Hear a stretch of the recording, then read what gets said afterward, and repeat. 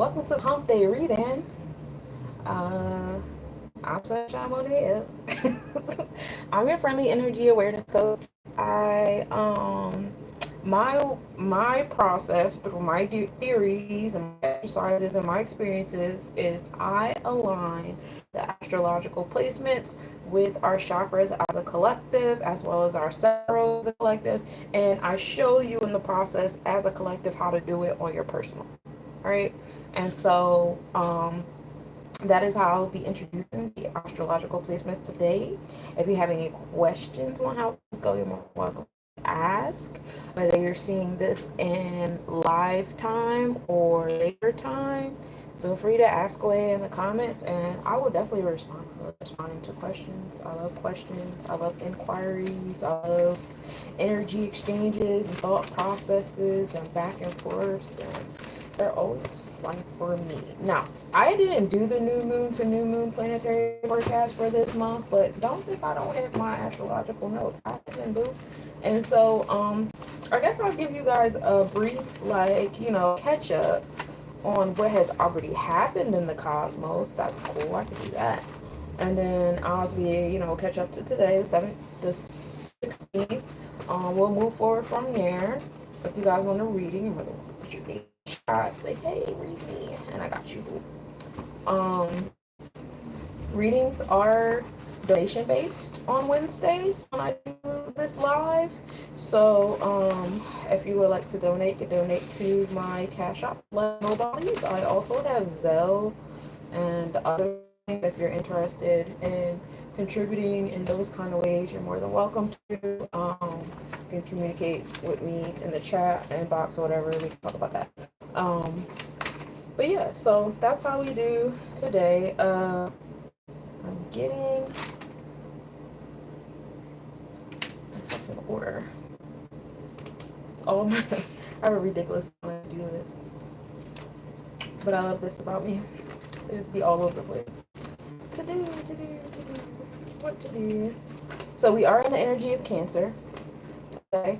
The sun just entered the Cancer constellation. Now we have the alignment between these gotta go back on my binder. So now we have an alignment between the Cancer zodiac and the Cancer constellation, which is pretty cool. And Draconic speaking, I believe we've already moved forward into Leo energy. Hey Gojo, hey Angel, peace. How y'all feeling? Welcome to the Hump Day reading. You guys an astrological update before we get into the reading part of it all. But if you would like a reading, go ahead and comment in the chat, and I will gladly do that with you.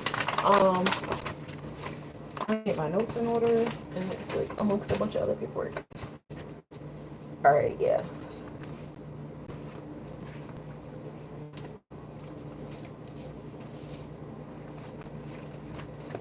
All my notes. I actually want to put all of these inside of my sheet protectors and put them in my binder. That's something else I could put on my to-do list. Organize my notes. Organize my notebook because my notebook is officially falling apart. All right, so let's talk about it. We can start from the new moon. The new moon we had, excuse me, the new moon we had on June 25th.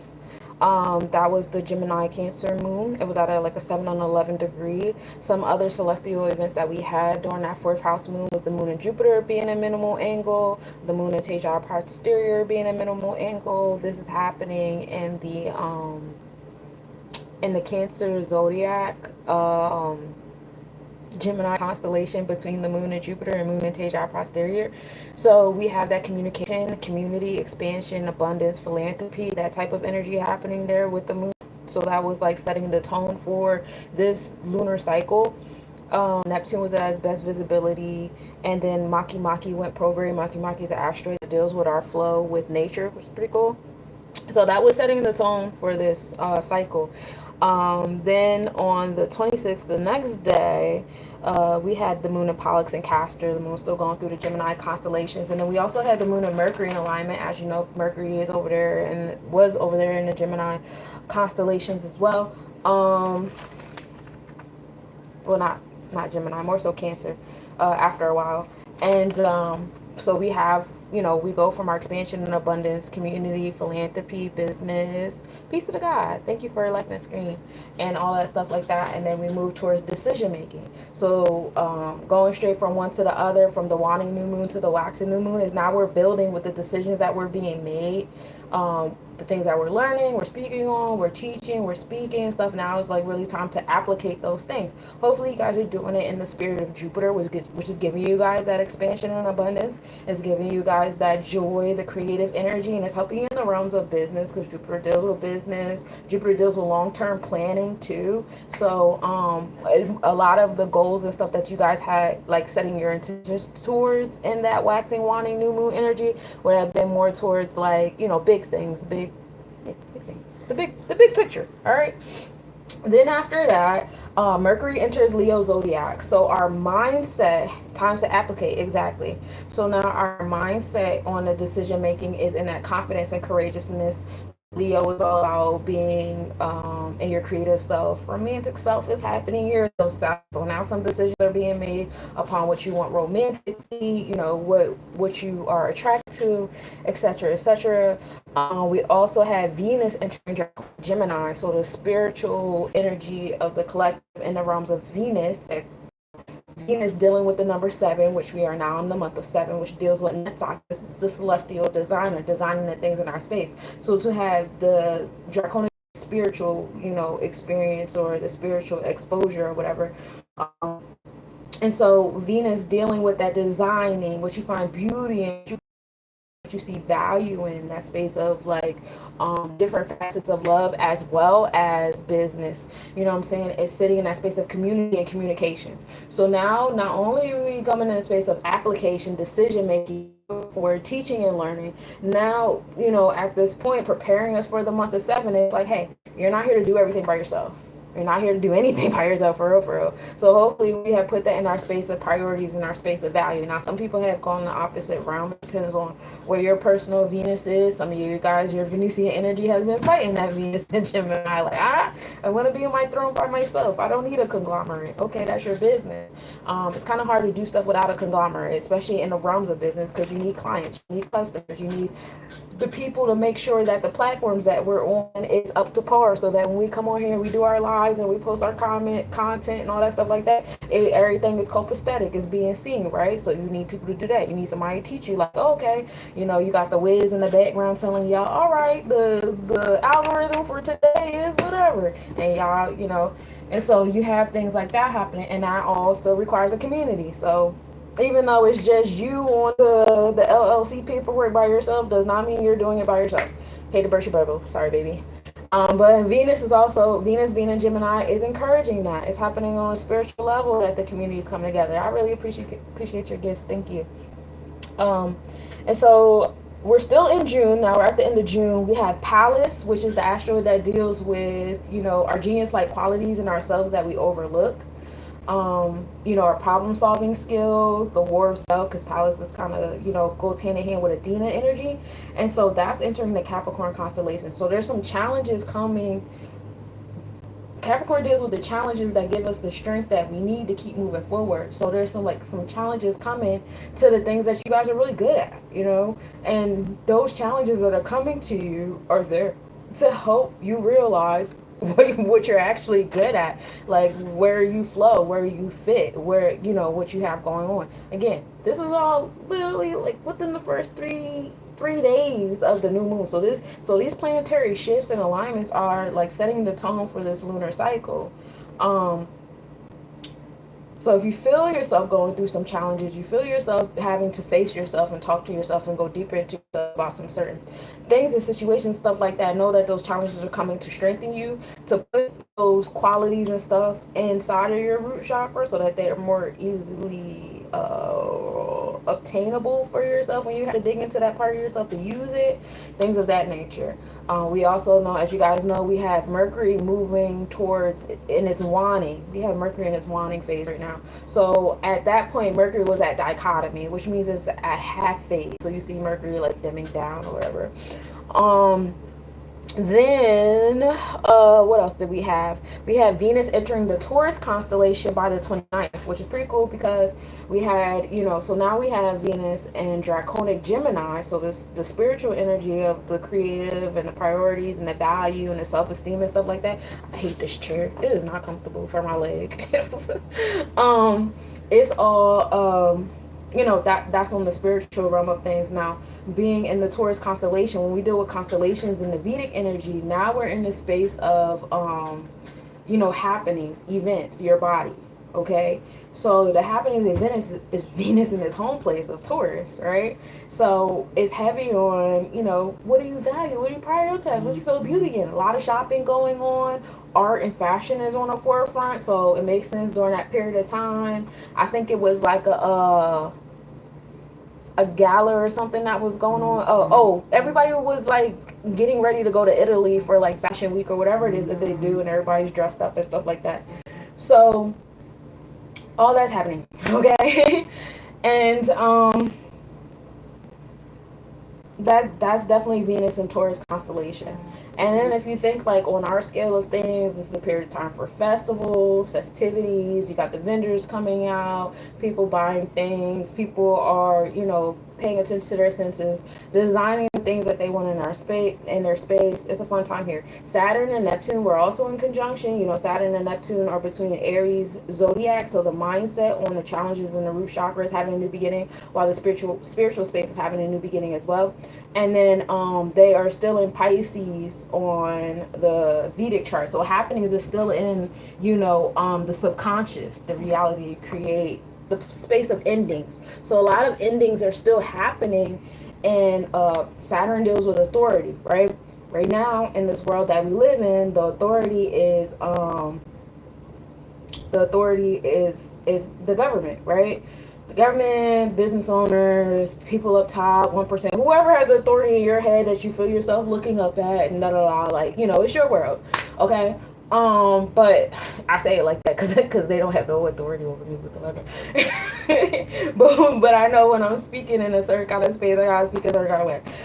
But they're still dealing with endings in this space, so you'll still see more, forms of eradication of different systems and organizations and stuff like that. But that's preparing for the new beginning that's happening in people's minds with the Aries on the Saturn and Neptune, and they just so happen to cross. And like I was telling you guys in previous lives, the things that are happening in the physical world that we see when we're seeing, people dismantling, government systems and monetary systems and healthcare and education and defense and housing and all this stuff is also happening in the spiritual realm as well. And that's Saturn and Neptune, being in aligned and being so close right now in that Aries Pisces energy. It's like confirmation and solidification of that balance between the physical world, what we're going through here in our human body, and what's going on in our spiritual. You know what I'm saying? So that's pretty cool. Thank you for subscribing, Giovanni. I appreciate you.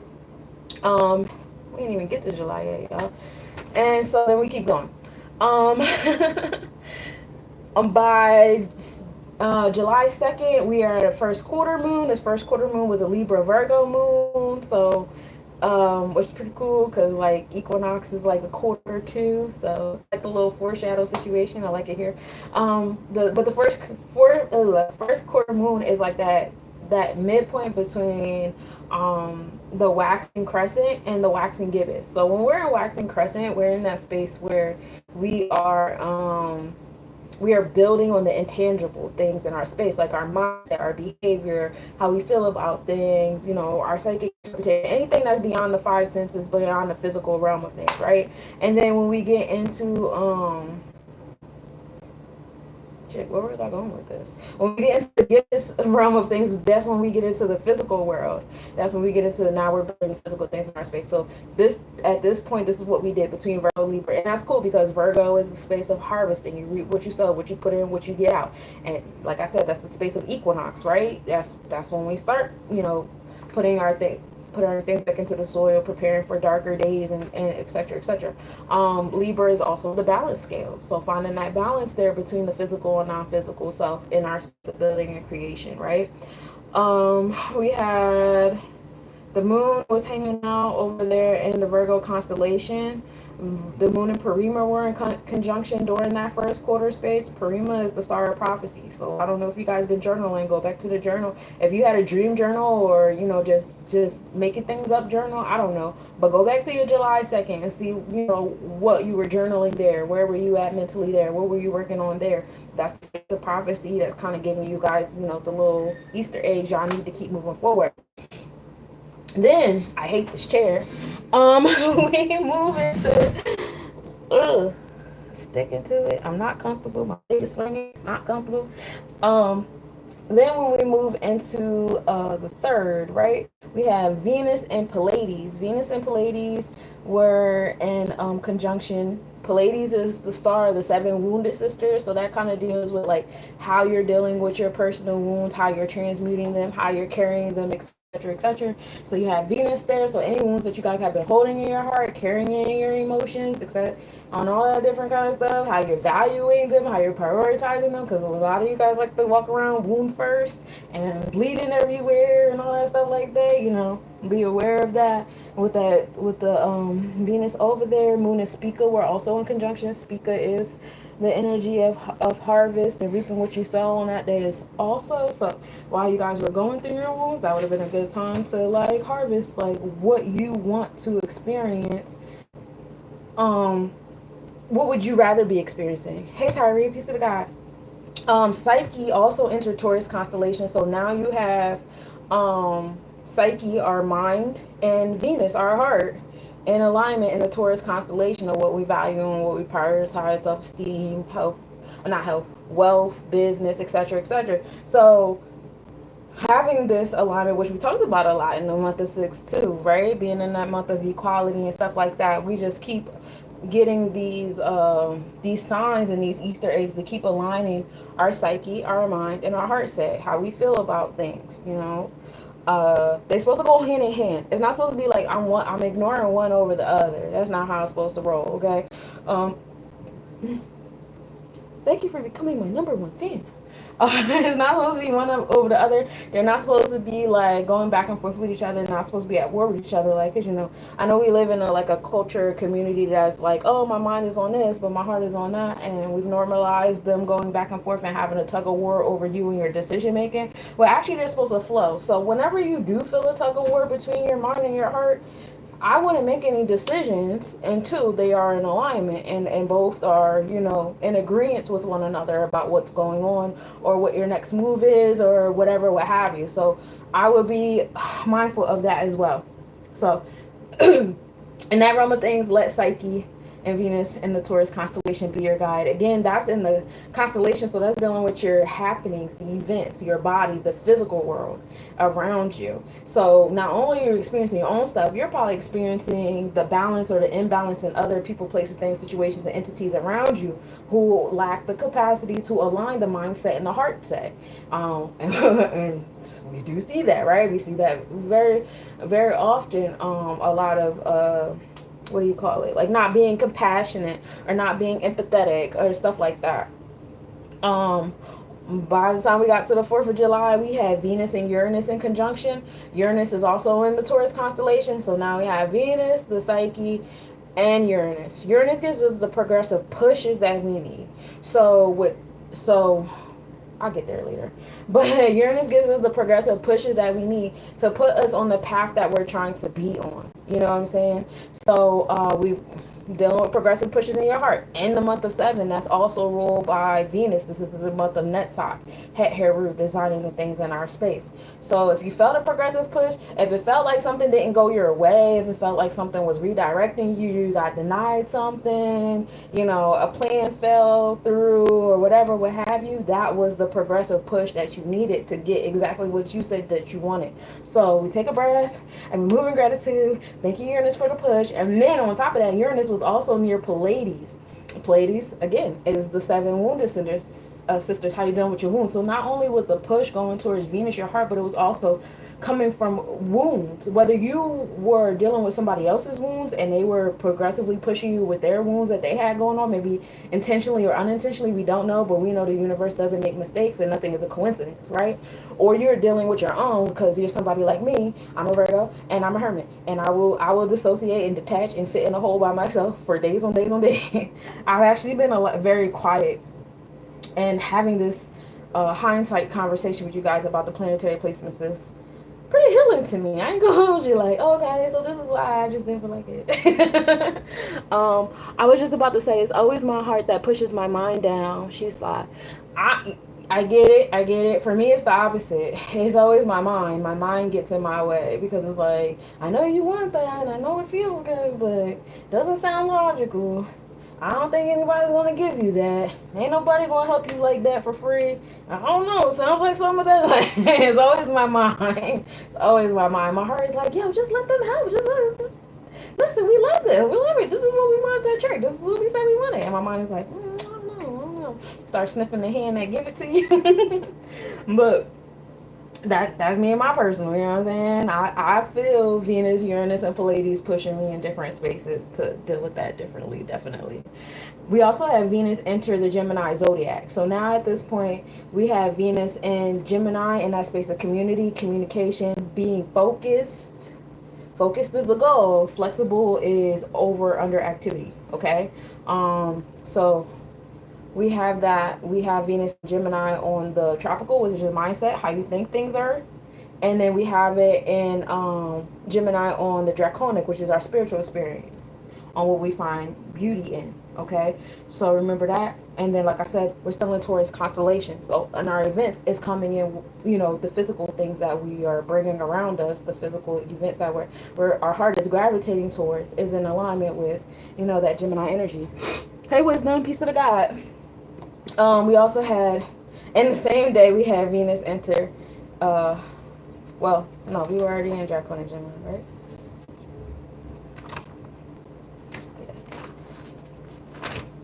I was just writing out just to remind myself that they're both in Gemini. So then, I got 11 more days with y'all. So then we have Karma entered Virgo energy on July 5th, the very next day.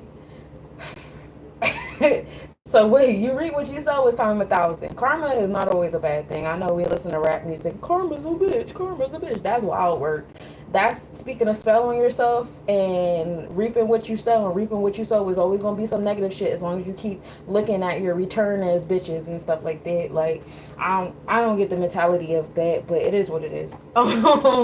But karma has entered Virgo. It is officially you reap what you sow, so you better sow like you reap it time, especially in this year 9. That's all about giving birth to the things in our space. You know what I'm saying? So, to my people with the Virgo placements, you know what I'm saying, where your Virgo placements are at, pay attention to those places. You know how you utilize them. Your planet is the what? So I'll give you an example. My sun is in Virgo, so my experiences are being affected by karma being in Virgo, right? So in my experiences, what I put into my experiences is what I'm going to get out. It's really that simple. My moon is in Virgo, so my emotions are there too. So as far as like my emotional comfortability and stuff like that, where I'm at comfortable wise, that's what I'm going to get back. I'm going to feel other people's levels of comfort, or you know, whatever, what have you. Hey Gerald, can I get a reading? Yes, you can. I'm going through the planets first, and then I'm here for the readings once I go through this, and then I'm gonna do a collective reading, and then I'll get out of y'all hair. I'm like halfway there. Give me grace. Give me like, if you want to sit around or you want to come back in like 15 minutes, and I got you. But yeah, so karma into Virgo is heavy on that. Same thing, like another example, my Mercury is also Virgo. So thank you for the gifts. Hey V's, hey Vince. So you know, communication. As far as, you know, closed mouth don't get fed. That's heavy. That's heavy right now, okay? So if you're not communicating, if you're not making decisions accordingly, if you're stagnating yourself, getting in your own way, oh my God, I swear to God, I'm talking to myself. You know, that's exactly what you're going to receive in return. So it's heavy on you reap what you sow right now with karma and Virgo. Check your Virgo placements or whatever other placements you have around that area. Like if you have them sextile, if you have them square, it might be a little difficulty there. Like I believe a square Virgo is like, I want to say it's Cancer energy. Don't quote me on that. Square is like 3 signs away. um, yeah, that's Cancer energy. And then Sagittarius. Well, like Gemini and then Sagittarius. Those are squares. So like the karma might be a little bit, oh, that makes sense. Because Nicki Minaj is definitely going wild on fucking on the internet. She definitely karma and Virgo square. Okay, cool. But that's happening there. And then the next day we have Saturn and Neptune still hanging out. They're hanging out for a few days. We love it here. Keep moving. Then Uranus entered the Gemini zodiac on the 8th. Okay. Um, I don't know what to, but like our mindset is on like progressive pushes happening in our space of community. So you might have had a big like shift. Islam, peace. Thank you for coming in, babe. Um, So you might have had a shift in your community, people you're around, making, again, this is in the zodiac, so this is mindset, planning, preparing. My sister left. She went to Ohio. She's having a great time over here. I started planning to leave and making, organizing. The 8th was a crazy day. But that's what Uranus is here to do. It's here to give us progressive pushes. So now it's all in our mindset with the Gemini energy of being focused, but also flexible. And if you find yourself moving into the space of being fickle, be careful. Islam Dimitri, how you doing, beloved? Then on the 9th, we have the max south declination of the moon. It's fun there. The moon and cause borealis were together. It was a Sagittarius moon. It was probably beautiful, big and orange. It was a great time. And then we have the full moon on the 10th. And this is when the earth is between the sun and the moon is visible all night. And we have a great time there. And then on 7-Eleven, which is a very important day because Dexter came on, okay? But 7-Eleven is a great day for many reasons. Shouts to my moles in the back. And the moon and Pluto were in minimal angle on that day over there in Aquarius energy. Pluto will be there for the next 19 years, so just take a breath.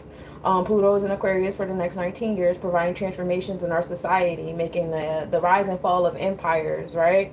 And Pluto is still in Capricorn constellation. So while it's making transformations in your mind about the kind of society that we're trying to create, your mindset is so important, y'all. I know that it's important to have information. I get it. And I know a lot of you guys are informational journalists and stuff like that. But a lot of y'all, not trying to say be all loving like all the time, but like be careful about the reality you're creating in your space. If you say, oh, I want famine, I want people hungry, and I want bombs everywhere, and I want like that's exactly what you're going to get, bro. Like, what the fuck? I don't think the people around want that shit. Like, can you go to the mountains by yourself and keep manifesting that type shit by yourself? You know what I'm saying? Like, but easier said than done. I know sometimes we can get into our pessimism. I know some of you guys are addicted to being warriors, being on the front line in your brains, and you got all the guns and you're shooting people, and it's a great time. Okay, cool. In the same breath, know that you are creating that reality around you. That's why your energy exchanges with other people are not a part to your liking. You find yourself arguing with people, always trying to prove yourself, always trying to prove someone wrong, always being, what do you call it? Not combative, but just always debating. Like, oh, I don't want to hear what you gotta say. It's what I gotta say, and da-da-da. Your solar plexus is overactive. Okay, like that's what's happening. You know what I'm saying? The solar plexus chakra is the energy of the warrior. You know what I'm saying? Pluto's creating transformations and those challenges that make people feel they have to behave that way. Capricorn rules over the root chakra. These are the challenges that you've experienced in your life. They give you the discipline and the order that you need to keep moving forward. How you obtain resources, your authority of self. Some of you guys give your authority outside of yourself. Some of you guys give your authority to your gods, your deities, your orishas, your demons, your ancestors, random energy, nature, coincidences. Shit just happens to me. My mom, my dad, government, random people on the internet. And then some of you guys give authority to yourself.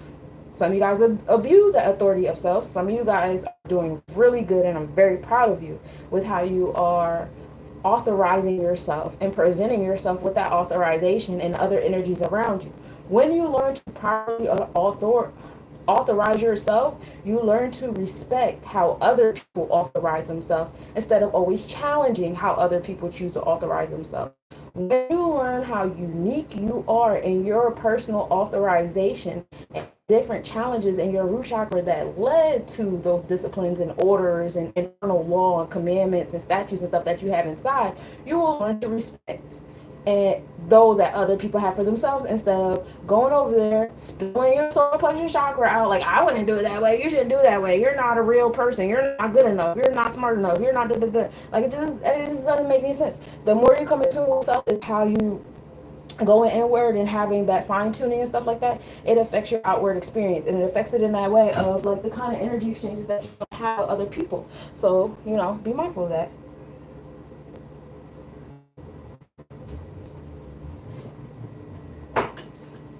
All right, that's all that there.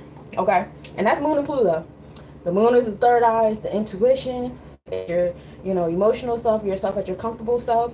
Pluto is in the root chakra, giving us transformations and that authority and in that empire and all that stuff like that to help you guys, uproot some of the things that just don't serve you anymore. Some of you guys are really holding on to different concepts that just don't serve you. Saturn sitting in Aries zodiac is giving you opportunity to have a brand new mindset about your internal law, about how you view the challenges that you've experienced, how you're caring about them, how you're obtaining your basic resources and surviving, in life. Some of y'all are intentionally putting yourself in crazy positions because you feel like you don't deserve certain things in this society. You don't deserve certain things in this reality. You don't, oh, I shouldn't participate in this, I shouldn't have that, da da da. That's all your mindset.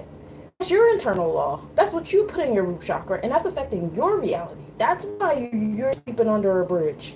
You know what I'm saying? You're telling yourself you can't have those things. You're telling yourself you shouldn't participate in these things.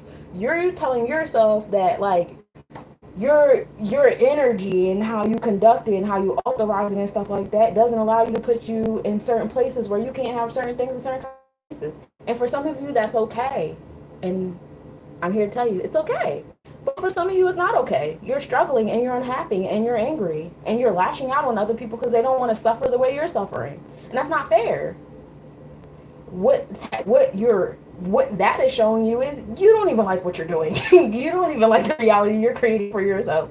There's a part of you that knows you deserve better. You should have better. And you should have better experiences. But you have to learn how to give them to yourself. You have to learn how to give them to yourself.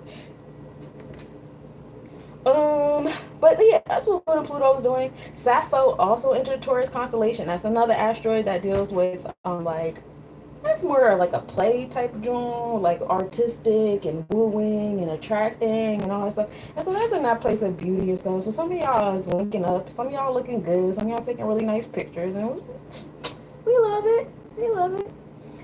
The Delta Aquarius, which is a meteor shower from the Aquarius constellation, of course. And remember, the Moon and Pluto is over there, okay? The Moon is giving you your emotional, confirmations and comfortability and all that stuff. Pluto is giving you the transformation, the empowerment, secrets coming out and all that stuff. And now it's being rained down on us through meteor shower. The maximum activity of Delta Aquarius is on the 30th of this month. And they move at 16 an hour, okay? So if you stand and you stare at the Aquarius constellation for about an hour, you should be able to catch at least one. It's 16 of them, right? Yeah. So by the time we get to the 13th, see, look, I told you we was gonna go do this. 13th was on Sunday. Juno was stationary and began its prograde motion. Okay. So Juno is an asteroid that deals with interpersonal relationships and what you need in that interpersonal relationship to want to stay in it, right? Juno is in alignment with like Hera, okay? And y'all know, I'm sure you guys heard this speech already. Hera did everything but leave Zeus. She was turning people into bears, casting them in the sky, killing people, doing all these things. She did everything but leave that man, okay? What do you need in an entity and an object in a relationship and a person or whatever for you to behave like Hera? behave like Juno. Be like that. Like I'm be like Rashida in that song she made about Kurt. Jesus Christ. She didn't make this song about Kurt. It was just a bad line she put in there. She said, I ain't never leaving that nigga. That is Hera. That is Juno right there. Cause that man obviously wants to be left. I'm sure he was somewhere crying, punching the air. He ain't never gonna leave me. But Juno went stationary and began its prograde motion, so it is now moving forward, and it's going at regular speed. So for some of you guys that felt like a hiccup in your attraction to different things around you, or I don't know what I like, or I don't know what I want, or I don't know how I feel, or blah blah blah, you may have felt that having a shift. Or some of you guys that are on the opposite, some of you guys don't do well when Juno is programmed, because y'all just be everywhere and attracted to everything or whatever when Juno is programmed. So those are different things. Then we get to the 14th. All right. On the 14th, Saturn was retrograde. This is Monday. So Saturn went retrograde on Monday at 2:45 a.m. All right. So we now have that planet that's sitting in Aries zodiac, Pisces constellation. And I believe we're still draconic in Pisces too, but we might be draconic Aries. Don't put me on that. Give me a second. I got my charts pulled up here for when I do the collective reader, so give me grace.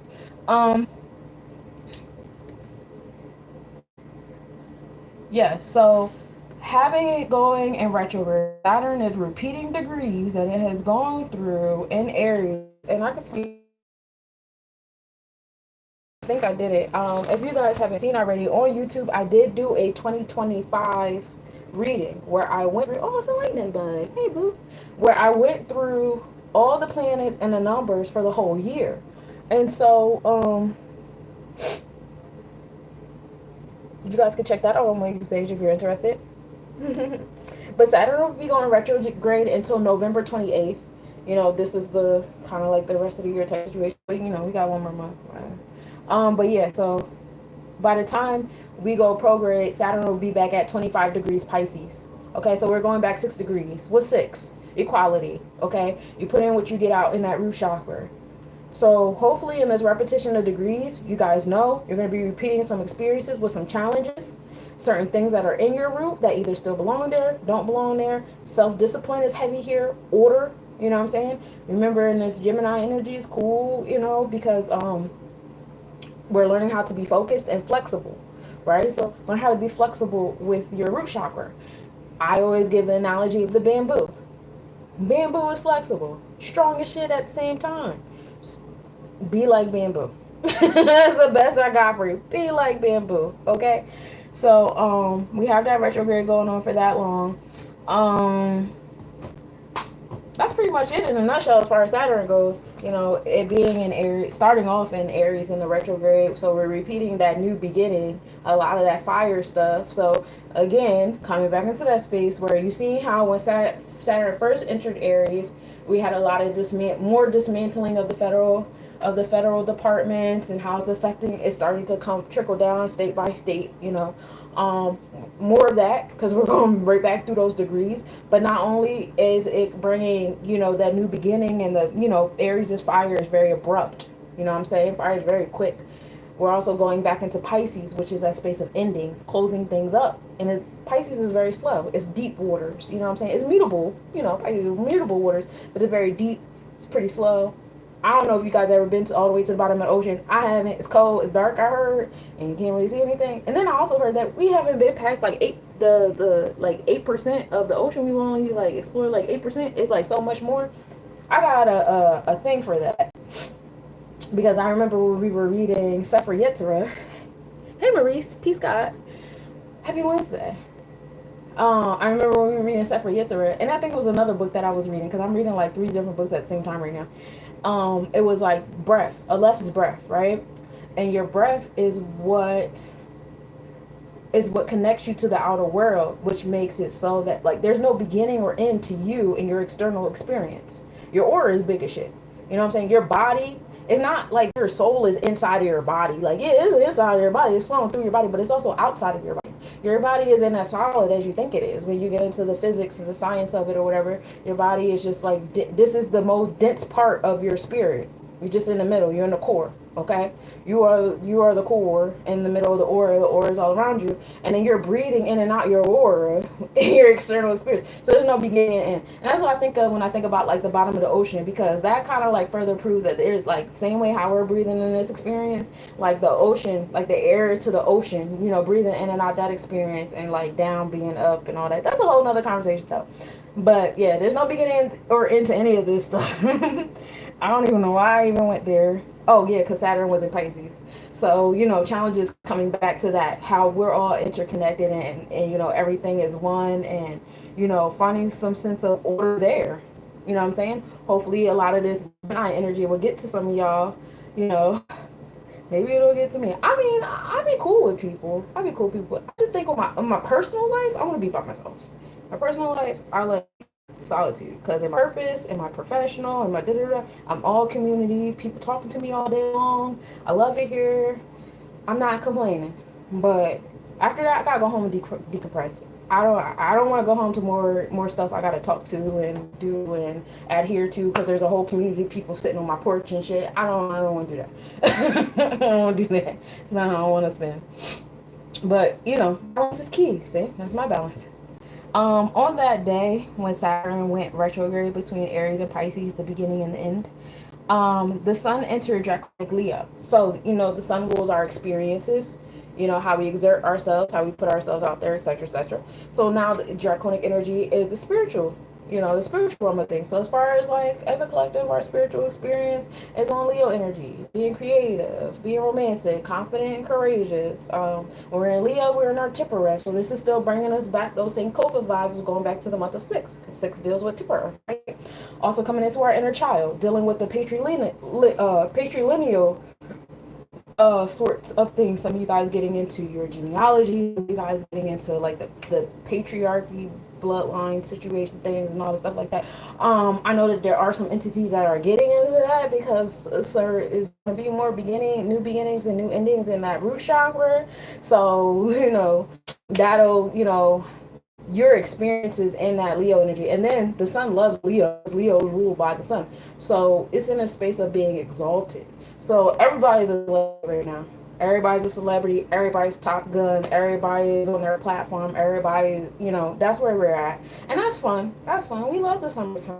I don't like to fall into the red summers. I like to stay in this sun Leo thing, right? Yesterday on the 15th, we had the activity of Pisces Austrinates, which is this is a meteor shower that's between the Pisces and the Pisces and Aquarius constellations. And so their max activity is on the 28th. They move about 8 an hour, and that's cool. The moon is at latitude 0 and increasing. Also, with the Pisces Austrinates, remember, Saturn is over there in Pisces constellation, and Pluto is over there between like Capricorn constellation, Aquarius zodiac. So, EMFs from that energy will be coming down there too. The moon was at latitude 0 and increasing. So you'll see the moon going further and further up in the sky, getting smaller on us. Now today, we have the moon and Saturn at minimal angle today. So, that makes sense. That makes sense. I felt a little overwhelmed today. Like yesterday, I was like flying through my to-do list. Like, yeah, this to-do list is my home. Today was just like, I did good though. It just wasn't up to par to my expectation. You know what I mean? Didn't like that. But now that we have Saturn in retrograde, Saturn is moving slower so that we can catch up. Saturn is, like I said, it's this in order. The moon and Saturn were in alignment between that Aries Pisces energy, so we are now in a space of new beginnings officially between that Aries zodiac Pisces constellation, and we move in gratitude. Having intuition. You guys sitting here listening to me babble on and on about Saturn, babble on and on about Pluto over there in the root chakra, and talk about Saturn in retrograde. Hopefully that's pulling you to a space to start, looking back at your root chakra and your discipline and your order, and how you survive and how you obtain your resources, and your moral code aligned with that, and what events led up for you to even be there. And if that still serves you. Your your point of power is the present. Your point of power is the present. If you keep talking and thinking about what happened in the past, you are not doing yourself any service. Okay? Be present. Be present when you're talking about your root chakra. I don't want to hear what the fuck happened when you're 5 years old when you're talking about your root chakra. Okay? That was good for a 5-year-old's root chakra. What's good for your root chakra right now? Because 5-year-olds didn't have jobs. 5-year-olds didn't have the certain kind of responsibilities. 5-year-olds didn't have certain kind of privileges. 5-year-olds weren't allowed to have certain kind of experiences and stuff like that. You're in a whole new space now. You're in a whole new body. You're in a whole new environment. Everything is new. Every second, every second, every second, every second, every second, the universe is tremendously. You know what I'm saying? I don't think for that root chakra that you built when you was 5, 12, 18, I doubt it's still doing you any service. I think sometimes you guys make excuses to make it fit, and it's okay, and this person hurt me, and my mama, and my daddy, and my partners, and this and that, and feelings, and that's cool. Your power is in the present. Your power is not back there. Ain't no power back there for you. Back there are individuals, facets of yourself that are looking for you to be present so you can be the power. They're looking for you to be the adult, the man, the woman, the spiritualist, the spirit guide, whatever profession you in that you've been trying to climb up the ladder. They're looking for you to be that for them and you in the present. The power is in the present. It's not in you looking back like, well, maybe if we all just keep to what you were doing all the way back there, it'll help us up here. No, otherwise you would have been where you're at right now back then. You're not. So stop. That's my rant on that. I don't know who needs to hear that. Anyway, the moon and Neptune were also in alignment, so we had like a nice little triangle happening today, with the moon being, with Saturn and Neptune in that Aries Pisces situation. So like I said, as it's happening in the physical, this is like a nice alignment to let you know that, like, it's not just happening in our like, what do you call it? It's not just happening in our human experience. It's also happening in like the spiritual experience. You know what I'm saying? It's also happening, in the above, or whatever, however you want to look at it. It's also happening in the energies and the stars and stuff like that around. You know what I'm saying? Using the moon to provide a balance between the two definitely be helpful for you. And that's a nice little triangle that we have too for my spellcasters in the back. If y'all want to do a little triangle situation tonight, the moon with Saturn and well, actually, this alignment happened this morning at like in the morning to like 3:30 in the morning. However, it's an all day thing. Why not? Those are really big things compared to what we're on. So enjoy the triangle of creation with that intuition between your physical and your subconscious spiritual self. Also, that also makes sense. Daydreaming. If you were tired today, took a nap, find yourself like mentally like drifting out a lot and stuff like that. Today wasn't as much as that makes sense. Today wasn't as much as a day of like, oh, let's get it done. It was more so like when I talk to y'all, I talk to myself. Subconscious, dreamy type situation. Being a structure with that. That's another thing too. Some of you guys have like really dope dreams, but it's like, what are you doing to bring it into the physical? Or if you wanted to keep it a dream, that's fine. There's certain things that I'm like, bro, just keep it a fantasy, because once you bring it to the physical, it's probably not even gonna be that dope. but certain things is like things that y'all really want to experience. When y'all experience it, it doesn't have to be like a forever thing. Y'all could dip y'all foot in the water and be like, I don't like water, and go on about your business. That's cool too. But if it's something that you dream about and you want to have in your space and you want it, how do we structure it so you can have it? You know what I'm saying? Tomorrow we have Mercury going in retrograde. That's interesting. Mercury will be stationary and goes in retrograde tomorrow morning at 6:13 a.m. The Perseus meteor shower starts tomorrow too, and that's a really big one. That's from the Pisces constellation, and that max activity is August 13th. I would really write that date down, August 13th. That's a great day to go outside. This is one of the biggest ones that we have in this quarter. They move at 100 an hour, so you would definitely catch one. This meteor shower is located at the tip of the Camelopardalis constellation, so you can check that out then. Tomorrow, or in an hour, is also the last quarter moon at 38 p.m. So now are, well, we're still in gibbous, but now we're in that midpoint between, we're making our way to the full moon. I mean, the new moon again. Also, the sun enters Cancer constellation. Okay, so now an hour, an hour or so, we will have the sun in alignment with the tropical and the Vedic chart until the sun enters Leo, um, Leo zodiac. believe I believe we get a couple days.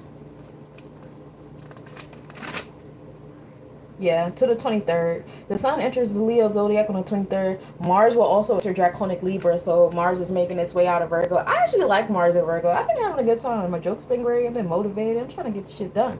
Also, the new moon will be on the 24th. So that, like, literally the next day, we're gonna have the moon over there in Leo with you, with them or whatever. Um, yeah. So tomorrow's a big day, y'all. Mercury. I know you guys have been feeling Mercury ahead of time. I feel so bad for my son. All his technology is falling apart. My laptop is being weird. Things aren't charging. It's a little crazy here.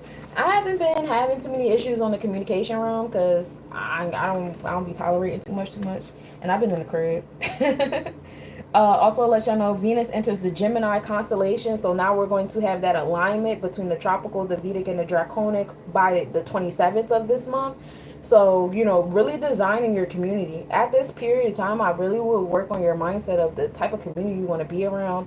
Learn how to be focused and flexible. Like, it's cool to have, like, A, B, C, D, E, F, G. But, like, open up a little bit, too. Surrender a little bit, too. Because when you have like a straightforward, like, shouts to Adonis. He invited me to this group, and this lady said some shit. It's been in my head ever since. But she was like, "How dare you have a 5-year plan? You're basically saying you don't trust the universe, you don't trust, God, you don't trust the whatever, you don't trust entities bigger than yourself. You have to plan everything out and just like hold on to like that plan that you had. Like this has to be like this in 5 years or 10 years. Like you're planning every detail. That's a lack of trust. That's a lack of trust."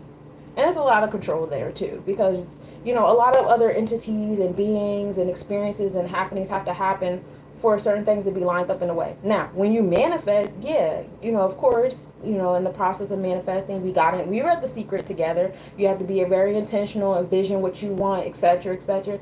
Yeah, but we also read in The Secret that they did not have their fist closed on how they received what it was that they wanted. Okay? There we go. Mars enters the Virgo constellation on the 29th. So even though we have Mars moving into Draconic Libra, we would just be moving into Virgo constellation. So the events and the happenings, the motivation and stuff like that is going to catch up. So for those of you guys who've really been putting in the work with Mars and Virgo zodiac, that constellation energy is going to come thereafter by the 29th. So keep working. You got believe in you. I believe in us. Because karma is in Virgo too. And what you reap is what you're going to sow. So if you put in that work and you keep being consistent and doing the things, it's going to come back. All right. What else? Oh, we hit the new Mercury phase by the 31st. It's actually called inferior conjunction. But that's like a new moon. That's just what we call it when it's a different planet aside from the moon. But Mercury will be at inferior conjunction, which is between the Earth and the Sun at 7:34 p.m. on the 31st of the month. And then that's it. Some honorable mentions that we have. I finished my notebook, y'all.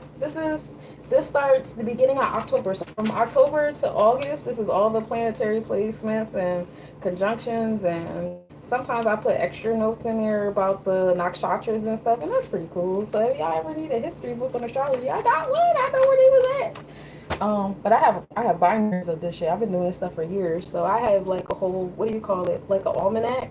But it's a hindsight almanac. So I mean, it's hindsight is always 2020. It's fun to look at, Anyway, so on August 6th, Saturn and Neptune will be in conjunction at 6:13 a.m. So once again, we'll be getting those vibes as Saturn goes in retrograde. So again, for the rest of this month up until August, we're still gonna be getting that alignment between the two of them, right? So keep that in mind. That physical reality, what we're rooted in, and stuff like that.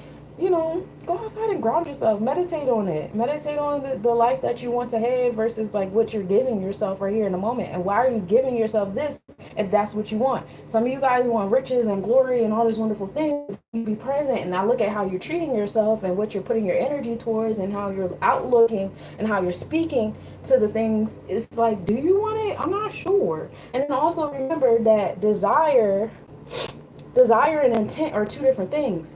I can desire stuff, but if my frequency isn't in alignment with that desire, then it doesn't matter what I'm saying that I want. You know what I'm saying? Like you're not putting out that frequency to get it. So you're just gonna be sitting there wanting forever. And that's your business. That's what you want. Mercury goes prograde on August 10th. And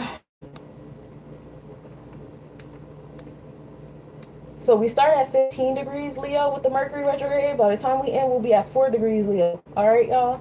So we go back 11 degrees. Mastery. Then, hey, Drew.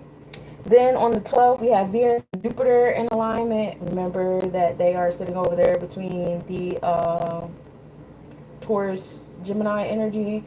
Jupiter is starting to move towards Cancer zodiac, but it's still in the Gemini constellation. So we have that alignment with the two of them, Venus being your heart, Jupiter being your sacral chakra.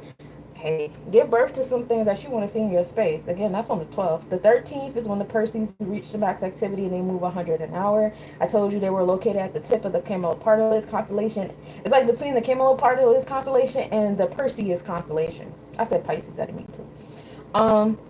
Ceres retrograde. Ceres is the asteroid that deals with agriculture and like nurturing. So it's kind of like what you put. It's kind of like a Virgo energy. It's just like a little bit more intricate, a little bit more detailed. You know what I'm saying? It's more detailed, space. And this also deals with mother-daughter type interaction. So if you have daughters, if you have mother, just that nurturing between the feminine energy, the feminine. And this is happening in the Cetus constellation, which is like, what is that, like between Gemini and Cancer, right? Because Ophiuchus is between Scorpio and Sagittarius, right? So Cetus is like the ops of that over there. And so Ceres is over there doing that between, nurturing and being to self versus being a part of a community. Mars also enters the Libra zodiac on the 7th of August. So my Libra is about to start acting up. I'm happy for y'all. Somebody play Cardi B outside. The celebrities, they are in alignment with the stars. You know what I'm saying? Those are personifications of the stars that we have in this present day. And so, you will see more Libras coming out and be more motivated, be more, ambitious. But some of them can be pretty aggressive. It depends on how, balanced they are in their Libra energy. And you can also find that in yourself, wherever you have Libra placements. I don't have no Libra placements. I have none. I think though, yeah, I got Aquarius and Gemini though. I got those airs. I'm my North Node is in Aquarius. Anybody got a North Node in Aquarius or a South Node? And then my Mars in Gemini. That's it. Everything else is Earth, baby. Earth, I'm her cousins. But yeah, Mars enters Libra zodiac. So balance and justice is a big thing to me. Mars is fire and it's new beginnings and it's aggressive and assertive. So I like Mars and Libra. It sounds like a good time. It sounds like some of y'all gonna get mad and start protesting in the streets for that balance. It sounds like recalibrating Libra scales, Oba scales, and we love that there. I love it when we recalibrate the energy of my yacht. It sounds like some of you guys are gonna have to get aggressive. So for those of you guys who have been creating that reality for yourself, where you're a warrior and you out here and you got your sword and shield and fuck it up, and we like all of that, it's a good time for you. The sun enters Leo constellation on August 17th. So even though we'll be in the Leo zodiac, we will not be in the constellation until August 17th. So mindset is on that creativity, that expansion, abundance, the patriarchal energy experience, and going outward and being more extroverted and all those different things. But we won't start experiencing them in our physical body. That's all in our mind. In our physical body, we'll experience that in August, and that's a good time. And then the sun enters Draconic Virgo on the 13th. Hey, 13th is a good number. This is a karmic debt number. And that's the same day that Perseus reached max activity. So that's a nice lineup between Perseus being that Perseus was a warrior, right? What's the story of Perseus? Somebody tell me. But the sun entered Draconic. Now, the Draconic, like I said, is about the spiritual experience, right? And so we have the spiritual experience now happening in a space of harvesting, manifesting, equality. You reap what you sow, so like you're gonna reap it, all that stuff. So that's what's happening there, and we love it there. So that's what I got for y'all on the astrological tip. Now I done caught y'all all the way up to tomorrow. All right, so I'm gonna bring myself back into the routine of doing the mathematics. Okay, I have no reason not to. No reason not to. Some of y'all need to check on y'all Libra friends too, because some people might not like that person Libra. It might be too much for them. I have a Libra friend that I actually do need to check up on. So that's the astrological setup. And anybody want a reading? Put the rest of my papers there, and I'll keep organizing those there. If you want a reading, you could put me in the chat. Otherwise, I'm going to do the collective reading. I usually go by like elements. I like elemental readings. So I do the sun. I do air, fire, water, earth, you know, and then I see y'all out. But if you would like a personal drawing, let me know. They're donation based. They're not like I don't charge for these the way I would charge if you really came to me, whatever. I see you, Tyree. I got you, boo. And yeah.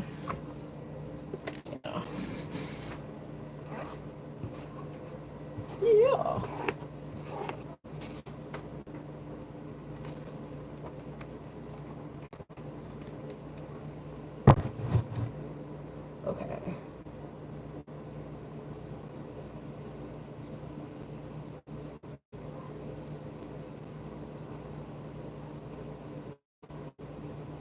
So you're a Gemini, right? You got Cancer placements though, right? We got a lot of Cancer energy. All right. He was half human and half god Zeus. Oh, thank you. Yes, Perseus, right? Thank you. So Tyree, this reading is for you, my love. During these planetary transits, these meteor showers and retrogrades, alignments. It's hot in here. I forgot I didn't like this chair. I feel it already.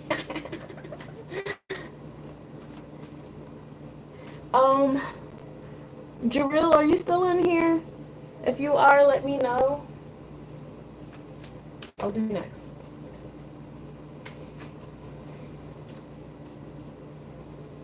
All right.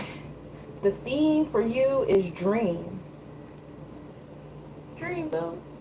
This is actually the card that's on the cover of the box, I think. Or it's the same color. I don't know. But dream. You want to align your Neptune and your Pluto together. So, Neptune is all about your subconscious, your dreams, your secrets, anything hidden beneath the horizon. While, I hate to show me like the cursive symbol. That's not Neptune. That's Saturn. Neptune and Saturn. Oh, which is cool because we got a lot of those alignments happening right now, don't we? So yeah, use the rest of this month to utilize that Saturn and Neptune to get into your dream state and build that dream state into the physical. Like you see my man's like in the corner, he's, obviously in the dream state, but all the flowers, all the beauty, everything that's being manifested is all in the physical reality. It's not in the dream state. So having some sense of structure and how you obtain and maintain in there. Okay. And remember, they're in Saturn. They're in Aries, a new beginnings, and Pisces energy of endings. So you have that beginning and ending situation happening there with them. I have a reverse 6 of Cups. We're going to on that so I can pull them both at the same time. We have the reverse 6 of Cups. Now, when we do reverse, it gives you opportunity to get there. You're not there yet, and that's okay. We can always upright the card. But right now, the 6th number is equality, is harvesting, what you put in, what you put out, and it's in the cups. That's emotions and intuition. So lately there's been a stagnation in that harvesting energy of putting in and putting out, having that sense of balance, whether it's with somebody else, the personifications, the energies around you, or even yourself. Okay, that's why we're at a reverse Six of Cups, because just like you said earlier, we have that conflict between how you feel and what you know, because the Swords card is about what you know, what you think. Now there's a sense of confidence in the thoughts to a certain level of extent, but it does create a sense of instability and giving and taking in that six. Okay, so you want to be mindful of that balance here, because like I told you earlier, they should complement each other. Like, of course it's good to be like, this is a great space to be in with your knowledge, you know what I'm saying, but in the same breath it shouldn't be at the cost of how you feel and harvesting your intuition and emotions in the space. They should move together. Again, Saturn and Neptune, that's a nice Saturn and Neptune situation. We're going to expand on it a little bit more, and we're going to ask the universe, what parts of self should you focus on to help you out with this balance between your cups and your King of Swords. And you're Gemini. You are air. You mastered the gem. You are a gem. Okay, so as far as your Sephiroth goes, that's the part you need to focus on. You need to focus on your earthly self, your 10th sphere, which is Jeb or Malkuth. That is the earth, that is the physical reality. So this is after you give birth to the thing. So it's like you gave birth to the reality, you gave birth to the gift, you gave birth to the whatever. What are you doing with it now? You know what I'm saying? Are you just creating and moving on, or are you nurturing the thing that you created? You know what I'm saying? We have Mercury and Virgo. That's the placement. So the throat chakra is what we're focusing on heavy there. Decision making, nurturing the decisions that we make. Being of service is a big one there. Oh, and your solar plexus chakra. So not only are we going to work on your earthly, your Malkuth, which is your Jeb. That's the Sephiroth down here. You see the Mercury and Virgo energy. Okay. We're also going to work on your solar plexus chakra. Okay. Dissipating is here. So it's kind of like in your power and your empowerment. You're just letting time like pass you by. And you're convincing yourself you're satisfied with how this time is passing you by. It's good enough. It's cool enough. I like it here, whatever. But in reality, you kind of don't. In reality, you've created, manifested, and harvested some things in your space, but it's just about like cultivating it and keeping it going. Anything you create in a space that is alive is going to have lifelines. That means that the line is going to go up and go down, up and down, up and down, up and down. If you ever experience a relationship, a partnership, a project, anything you produce, and it's just like this the whole time, it's probably dead. Okay, it's probably dead.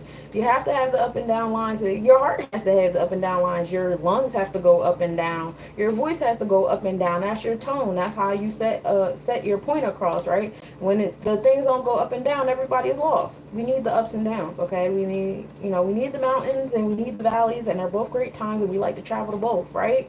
I like the mountain just as much as I like the valley. As far as the spirituality card goes, discontentment. Discontentment is a good one. 2 and 6 is wisdom and your equality. 2 is wisdom, 6 is equality. That brings us back to that Virgo energy of harvest, putting in what you get out. When you put that 2 and 6 together, when you start realizing, like, okay, I realize that when I put this into this person, when I put this into this entity, I put this in this business, like, the exercising of it, you know what I'm saying? The things that you've created. This is what I get back. This is what returns to me. We have to move in that that intellect. You know what I'm saying? We have to exercise that, and that'll help you with the nurturing the things that you have already built, already created in your space. Let's go back to the nurturing those things. Hey, Salvation, you said Peter from SA. Morning. Peace. Oh, it's morning over there. What time is it over there? Peace to the God. So yeah, we're gonna work on your Saturn and your Neptune, which is cool because Saturn and Neptune is in alignment all month up until August situation, because Saturn is going in retrograde. Saturn has gone in retrograde. So dreaming and structuring those dreams into your reality is heavy here. You're going to focus on your to expand on that, it's the imbalance with the give and take in your emotional intuitive self and your strength and your intellect. You know what I'm saying? The intellect is on point. The air energy is on point. Now we want the emotions and the water of yourself to be just as on point. And to do that, we're going to work on your solar plexus chakra, getting some movement up under you. Mars being in Virgo is a good time to do it, because Virgo is all about harvesting and putting in and getting back what you put in. Mars is all about being assertive and aggressive and getting those things going. You know what I'm saying? You also want to work on your Malkuth. So while yes, we're focusing on our intuition, our emotions and stuff like that, bring them to your actual energy exchanges in reality. Because just like how we have the moon in the zodiacs dealing with our thought process, we also have the moon in the constellation that's dealing with our emotional energy exchanges with people, place, things, situations, ideas, and shit outside of ourselves, right? So keep that in mind. And again, discontentment is the energy right now, but that's going to change. It's going to change because you're going to flip that solar plexus chakra up. You're going to start nurturing the things you was working on. You're going to start structuring your dreams into your reality. You're going to gain wisdom in that. It's going to be a great time. We love it here. We love it here. All right, Dimitri, are you still here? Let me know if you're still here. Jaril, are you still here? If not, then I'm going to move on. I'll give you guys a minute to respond. You said I'm 8885. Okay, you're a Lionsgate. You're a Lionsgate 88. Last year must have been a good year for you. 1985, that's 10. 8, 5, 13. You're welcome, love. 4, 5. You're born in the year 5. 5 is cool. So today for you would be 7/16/5. Right? Yeah. 7/16/5. Or you put your birth date and birth month with the year that we're in. Like we're in the year of 9 right now. So you would do your 889. You know what I'm saying? So you would have your 16 to your 7, 9, brings you back to 7. So that would be like a year of 7 for you on your personal. So then today would be a 7/16/7 for you. So today's actually a 7/7/7 day for you. That's kind of on fire, bro. I like that. And that's 3 because 7 times 3 is 21. 2 and 1 wisdom and knowledge, which brings us to 3 understanding. So today's a great day of understanding for you. Paying attention to your Vina, your Saturn energy, and I talked about Saturn very heavy today. So Saturn must have been for you, love. Hopefully you got that reading. You were still here because you ain't respond. You want a numerology reading, Marie? I got you. 7/1/1965. Okay, so we got 7/1. We're in the year of 9. Year 8. 1/11. Peace, goddess. So you're born in the year of 3. So for today, it'll be like 7/7/3 for you. That's 14 and the 3. 17 has an 8. So today will be a day of transformations, empowerment, secrets coming out, things of that nature. As far as you being born in a year of 3. And then on the 9s, because we are in the year of 9, and you're born on 7/19. So that's 8. Oh, so you're still 8. You're 8 either way. So life path as well as like the energy for today for you is 8. Okay. Transformations, secrets coming out, definitely. Rise and fall. The goal is to be the homeostasis in the middle. We're not here to match people's energy, especially if it's super high or super low. We're not doing that. I think that's something that like 8s have to work on, because 8s, whether it's in the astrological realm or the numerology realm, 8s have a joy in trying to match others' energy, not realizing that their energy, it comes off way more dramatic because you're dealing with water versus like earth, and not even water, you're dealing with storms, okay? So being mindful of that, we don't gotta match energy. We stay the homeostasis in our own energy. There's a sense of confidence and empowerment in that. It's way more power in maintaining your energy despite what other people's energy is doing, to be honest with you. But building and destroying is your energy for you today, definitely.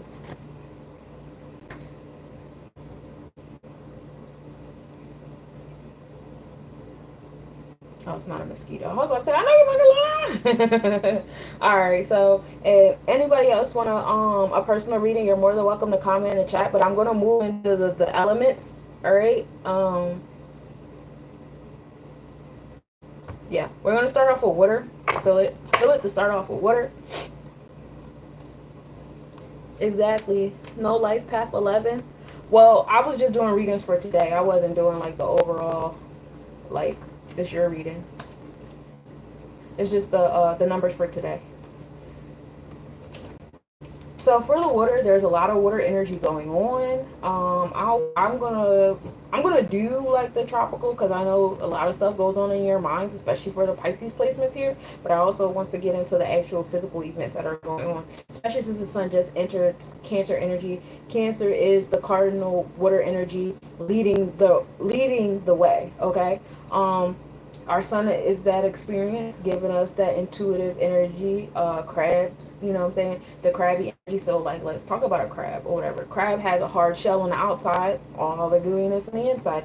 So we have this shell around us as a society, like this front that we put on, the image that everybody's putting on, this, that, and the third, to look a certain kind of way. And then in the inside is like soft, it's vulnerable. It's, that's where all the good stuff is at, right? You know what I'm saying? That's all being protected not only by this hard shell, you know what I'm saying, but also by the claws that are in the front, right? The claws go before the rest of the body goes, and we want to be mindful of how we utilize those claws when we walk into situations, because not every situation is claw worthy. Sometimes that shell that you have on is enough. Sometimes it's okay to even be vulnerable and just open up a little bit, you know what I'm saying? Be mindful of that in our experiences. Use your intuition. That's what Cancer is. Cancer is intuition, y'all. So use your intuition, use your discernment to let you know when it's time to use the shell, when it's time to open up, and when it's time to use the claws. Like I said, not every situation requires those claws. Sometimes the shell is enough. Sometimes need it at all, and you blocking your own blessings. You know what I'm saying? But if you listen to your intuition and your energy, walking your authenticity, stop trying to be somebody you're not to fit in, or because somebody on the internet told you you'll get a bag or get a man, and da da da. If you do a whole bunch of stuff that's outside of yourself, you know what I'm saying? Being your authenticity is key, because there's something and there's somebody for everybody. There's a community. There's all these things for everybody, right? So keeping that in mind. Also, the experience, also in alignment with our experiences, is also our decision making mind, as Mercury is also still in the Cancer constellation at 21 degree as far as today goes. So we have, Mercury entering in that last 10-degree set of Cancer. We're in that space of wisdom and knowledge, which brings us understanding. So it should be more understanding in your throat chakra and your decision making stuff. Mercury actually rules over the solar plexus chakra when we get into the Sephiros and the Kabbalah, but in the chakras, Mercury rules over the throat chakra. So that alignment between the throat and the solar plexus. Because of course, we want to enforce our boundaries. We got to communicate, right? We got to express ourselves. Whether y'all or y'all using y'all fists, that's a decision to be made. Your arms and your hands are an extension of communication. Mercury rules over the hands, like, you know what I'm saying, like all the different kind of things. So being mindful of that. But yes, use your intuition in your decision making. Mercury in Cancer is perfect for that in your experiences, and the fact that Mercury made it over here through the deep part of Cancer before the sun even got there, it was pre-gaming you. You know what I'm saying? Making you guys go more inward and being more thoughtful and more intuitive. And sometimes you guys be thinking things, you're like, bro, that don't even feel right. That don't even make sense. Like, I don't think I'm gonna do that. I don't think I'm gonna go there. I don't think I'm gonna, blah blah blah. But it's like, sometimes that little piece in your head, go with it. It might sound crazy. It might go out of bounds. You wanna know why? Because it's not trained. It's the only part of you that's not trained. Your brain is trained. You've been to school. You had your parents. You had your religion, you had the government, you had got your job, you got previous job, you had all the experiences that trained you to behave a certain way and carry yourself a certain way. But what's not trained? Your intuition. So yeah, your intuition gonna tell you to do some crazy stuff. Sometimes it's out of alignment, but it's gonna put you in the place that you need to be. And then you're gonna learn that some of those stuff that you learned, like I was saying before, some of those boundaries and that order and that law you got for yourself, that shit don't apply no more. You're using stuff when you was working and in college and dating people in their early 20s, bro. You're like 50 now. Why the fuck are you still using relationships that you were at 10, 20 years ago as a basis of what's going on now? Why are you looking, and because you have the mindset, you're looking on the internet at people in their 20s like, see, this is what I'm talking about. Bro, be your age. Sis, be your age. Like, be your authenticity. Like, what the fuck are we talking about? I be getting so irritated. This is Mars and Virgo. I don't even be irritated. I just be like, observe. I be a fly on the wall. Like, bro, if you would be present in who you are right now, and when I say age, I'm not trying to say you old. Like, it's never like that. It's like, yo, you have way more wisdom than you're giving yourself credit for. And you sit here comparing yourself to people who don't have the wisdom that you have, and you're allowing that to create your reality. Majority of these people are half your age. We all know that the media caters to people. My son is about to be 19. Media is catering to him. I don't care. Like, you know what I'm saying? So what I look like going up there and allowing myself to be influenced, you know what I'm saying, by stuff because it triggers the 20-something-year-old in me. The one that was in that dusty ass relationship when I was 19, 20, 21. I'm not in that relationship no more. That doesn't make sense. It doesn't make sense for me to sit up there and be like, you know what, that makes sense. And you know what, and let me tell you about that relationship I was in 20 years ago and how, and this is invoking that in me. Like, why is that invoking that in you? Why is you going outside in the street acting like you in your 20s and comparing yourself to, like, you gotta be like aware of the reality you create for yourself, right? But yeah, that's the sun and Mercury helping with the decision making. Now, as far as like the mutable waters, you know, that's Pisces. Right now, the moon is in Pisces, bringing that intuition. So we have a water, sun, and moon right now. Moon is over there igniting Saturn. That's also in Pisces, and Neptune as well. So we talked about that triangle that started up in the sky this morning. So we have that intuitive energy bringing us from Saturn, our discipline and order and authority. I'm not going to repeat what the fuck I just said. Y'all heard what I said already. I said it twice already. So, you know, having that intuition with the order and the law and how you carry yourself, and having that the subconscious, your dreams, your secrets, you know, the things that you want to keep moving forward. You know, Pisces deals with the energy of endings, you know what I'm saying? So bring some of that stuff to a close. Some of that stuff that's been sitting in there, it shouldn't be there no more. Let it go. Let it go. It's okay. It's not going to change who you are unless you want it to. It's up to you. You should, because you be tripping. We don't have anything in Scorpio right now for obvious reasons. As far as like, what's the opposition? Scorpio. I guess Earth would be kind of in Scorpio right now. No, Earth is more so because the sun is going into Leo. Then the Earth will be more so in Aquarius right now. So yeah, we don't got nothing in Scorpio right now. We was in Scorpio like a month or so. But yeah, so Scorpio, that's not to take away from y'all. I'm sure that there's some asteroids in there. You okay? Oh, hi. You okay? Yeah. You need something? Oh, you just wanted to wave and say hi? You're so silly. A little comb back there. But yeah, so that doesn't mean that there's nothing there. Like,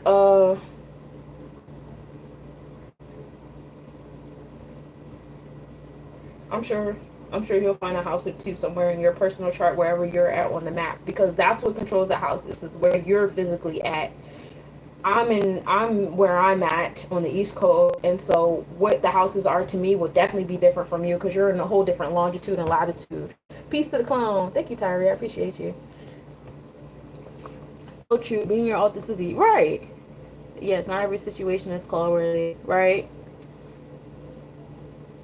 Thank you, thank you. And my second Saturn. Oh, yay. Oh, yeah, you are having your second Saturn return. Peace. Hello. How you doing, Lobby? I think I... Mish. Happy Saturn return. So, yeah, you guys, experiences are on you. You guys are high. It's all about your experiences, how you're exerting yourself, and the decisions you guys are making in this space. And so to give you guys your card reading, Destiny is the card I have for you. Pay attention to your Jupiter and your Pluto. Ooh, empowerment and your joy and philanthropy and optimism. Ooh, take that shell off, like. Okay, so when I was chatting about the shell and stuff like that, that's when I pulled this 5 of cups. So some of y'all are having difficulties balancing your emotions. Some of y'all are taking on emotions that do not belong to you. I don't know why y'all doing that, water babies. Don't stop. It's not yours to carry. You guys are water. That doesn't mean you have to carry everybody else's water. You be your water. People gotta learn how to carry their own water. You know what I mean? That's not your responsibility. I mean, if you want to make it your responsibility, make it your responsibility. I'm not an advocate for martyrdom. I've never been an advocate for martyrdom. Look at the history of martyrdom. Who, like, the most that a martyr can say is, oh, they know I exist. Not all of y'all, though. Not every martyr that was out here sacrificing their whole existence for the people, for the community, is being immortalized. You know what I'm saying? And then sometimes this is like, bro, I don't want to be immortalized. I want to live. I want to live. I don't want y'all to wait until I done died on the cross for y'all sins and shit for y'all to be like, oh yeah, that's right, sunshine. Every year we gonna celebrate sunshine. No, celebrate me now. What the fuck wrong with y'all? Like, you know what I'm saying? So this right here, Ain't no award in that. There's no award in that. Get over it, okay? And this is probably why you walking around with your claws and your shell and all that shit, because you're just carrying a bunch of shit that don't belong to you. Even if you're carrying it from the past of the things, right? But you know what? Let that Jupiter and Pluto align you right way. Okay? We have the Ace of Wands. We taking action here. We gonna switch this, right? we gonna act on this right here because we don't want that.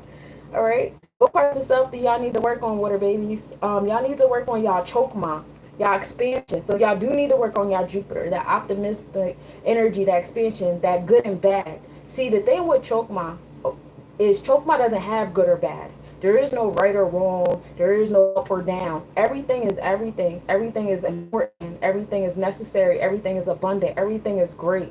You know what I'm saying?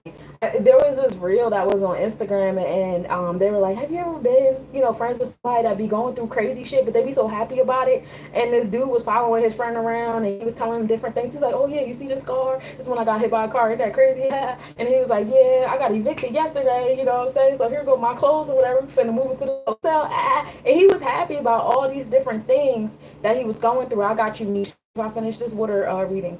Um, he was going through all these different things and he was explaining it to his friend, and his friend looking at him like, that's horrible. That's because the friend was sitting in that Bina, that understanding that Saturn is when we get restricted and limited, and we start going into the rules of what's good and bad and right or wrong. That's when we get into the Saturn of the things, right? But when we're in that choke mile, that Jupiter expansion abundance, we're not there. And that's the place where a lot of people claim they are at, a lot of these gurus, and I'm not included. There are times where I'm in my chokma, you know what I'm saying? But there's times when I'm in my Bina too. I go back and forth, you know what I'm saying? This is a place where people, would strive to be at. Of course, we want to strive to be in our chokma. You know what I'm saying? We want to expand. But once you start talking about discipline and order and religion and law and all these different, things, you're not in chokma no more. You've moved on to Bina. You know what I'm saying? Now you're in that space of separation and the things like that. They don't sit in the same Sephiroth. Okay? So you be mindful of that when you're taking action, especially if you're taking action with this calf on your back, walking through the stuff like that calf ain't got legs to walk on its own. I don't understand why you did that. That calf probably like, it's such a great day. I'm getting carried, and you over there struggling for no reason. It could have been walked. The water not even that deep. You know what I'm saying? You over there carrying karma that don't belong to you. That cat probably needed to walk through that water, cleaned his feet, and had the water experience, strengthened his legs, and you took that one. Now that cat about to be weak as shit by the time you get back to the land, and you over there tired and worn out. So now y'all both ain't worth nothing. You know what I'm saying? So be mindful when you're doing stuff like that for people around you. That martyrdom, that shit ain't it. Dissipating. I picked the same card for y'all that I picked for Tyree. But that's where it's coming from. It's coming from your solar plexus. You just letting that joint, you letting everything slide. You letting everything just flow through you, and it's cool. I'm just sitting here and I'm okay, and it's okay. It's not okay. Discernment in your experiences. Let Mercury and the Sun be your guide. Also, there's a nosy old man somewhere. I don't know who this is or whatever, but watch this dude. I don't get like a malicious energy, but if you don't like people telling your business, which water energy usually doesn't, water usually, sticks. There's no bond stronger than water because water sticks within itself.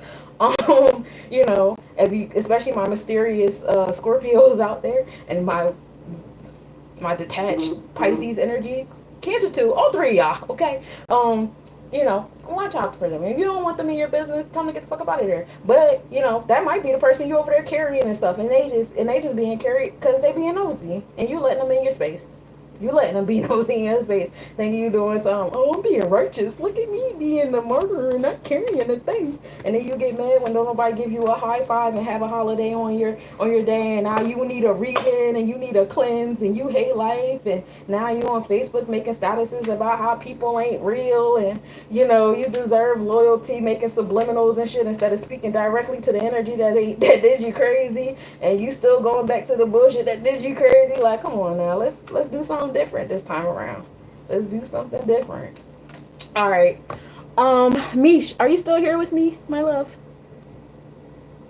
If you are, please let me know so I can pull the cards for you.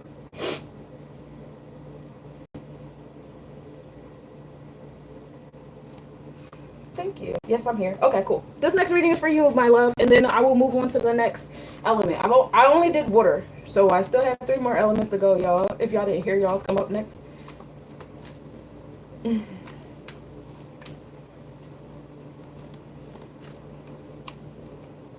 All right, so the theme of, oh, I like this for you. The theme of your reading is metamorphosis. We got Callie, okay? And I like this. She has her, you know, her womb healing going on, divine feminine. This right here is her shadow, and her shadow is kind of like a fetal position. It's kind of like a death, like a transformation. You see this powerful, beautiful goddess and the flowers that are associated with the divine womb and growth and expansion and empowerment coming out of this shadow. You know what I'm saying? So metamorphosis. You want to focus on your moon energy and Pluto. So everybody gotta focus on their Pluto. After the new moon we just had, the moon and Pluto were in alignment there. Yeah. We like the moon and Pluto together. Intuition is heavy there. That is Cancer and Scorpius energy together. Transformations and empowerment in your intuition. You know, that's heavy and important there, and that'll definitely help you in that realm of metamorphosis and walking in your authenticity and taking that mask off. And we're going to expand on that reading because, like, you know, how can we expand on this metamorphosis? Like, what are we talking about here? Metamorphosis, right? Are you in tune with your astrological placements? You know where your moon and your Pluto is on your personal chart? Because right now the moon is in Pisces right now, and Pluto is over there in Aquarius, well, Capricorn constellation right now. So we have, you know, transformations happening in authority, and then we have the intuition going towards our subconscious and our dreams in that space. So you can line those up with your personal placement. And so to expand on that, oh, okay, so you got the wand, but you got your wands in reverse. The wand I have for the whatever is the upgrade. So you have the reverse Lovers card. Okay, so this is where the transformation is coming in. Are we coming out of a relationship? Are we coming out of a bond with somebody? There's like stagnant energy here, and is that sitting in your womb? If so, I got a goddess for you. She a Virgo too. I fucks with her. Her name is Jesus Christ, what's her name? Can you pop up on Facebook, girl? I forgot. Hold on. Nah, because I'm going to give you her name. She does a womb healing church. Whatever. And I see her profile picture in my head, and I'm ashamed that I cannot pull her name out of my brain right now. Hold on a second. I got you. Got you, sis. The girl is good. The sis is good. This is what she do.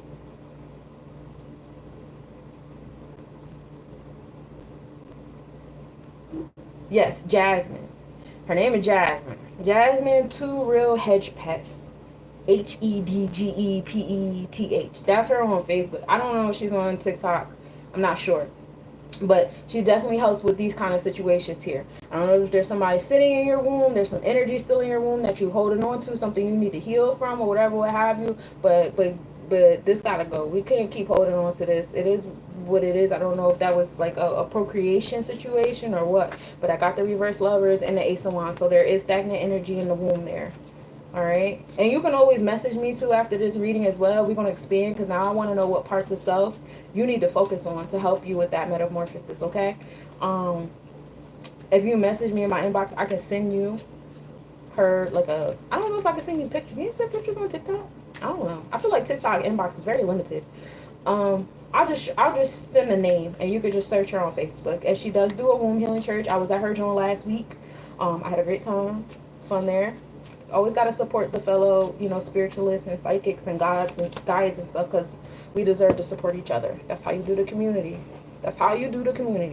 So what parts of stuff we going to focus on? We having a tower moment. So right now you might be in the middle of something. I just want to hug you. Can I hug you? Give me a spiritual hug, sis. You're having a tower moment right now. There's transformations happening. We're focusing on the Mars here. You know, Mars is over there in Virgo right now in that space of harvest and reaping what you sow. Mars is over there. Karma is over there in that Virgo energy with it.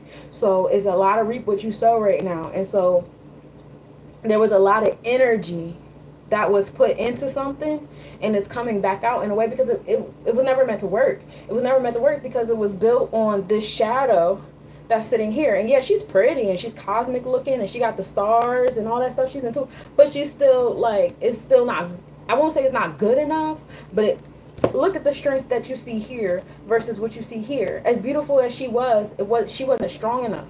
You know what I'm saying? There wasn't enough strength there. There wasn't enough empowerment there for all these flowers to bloom.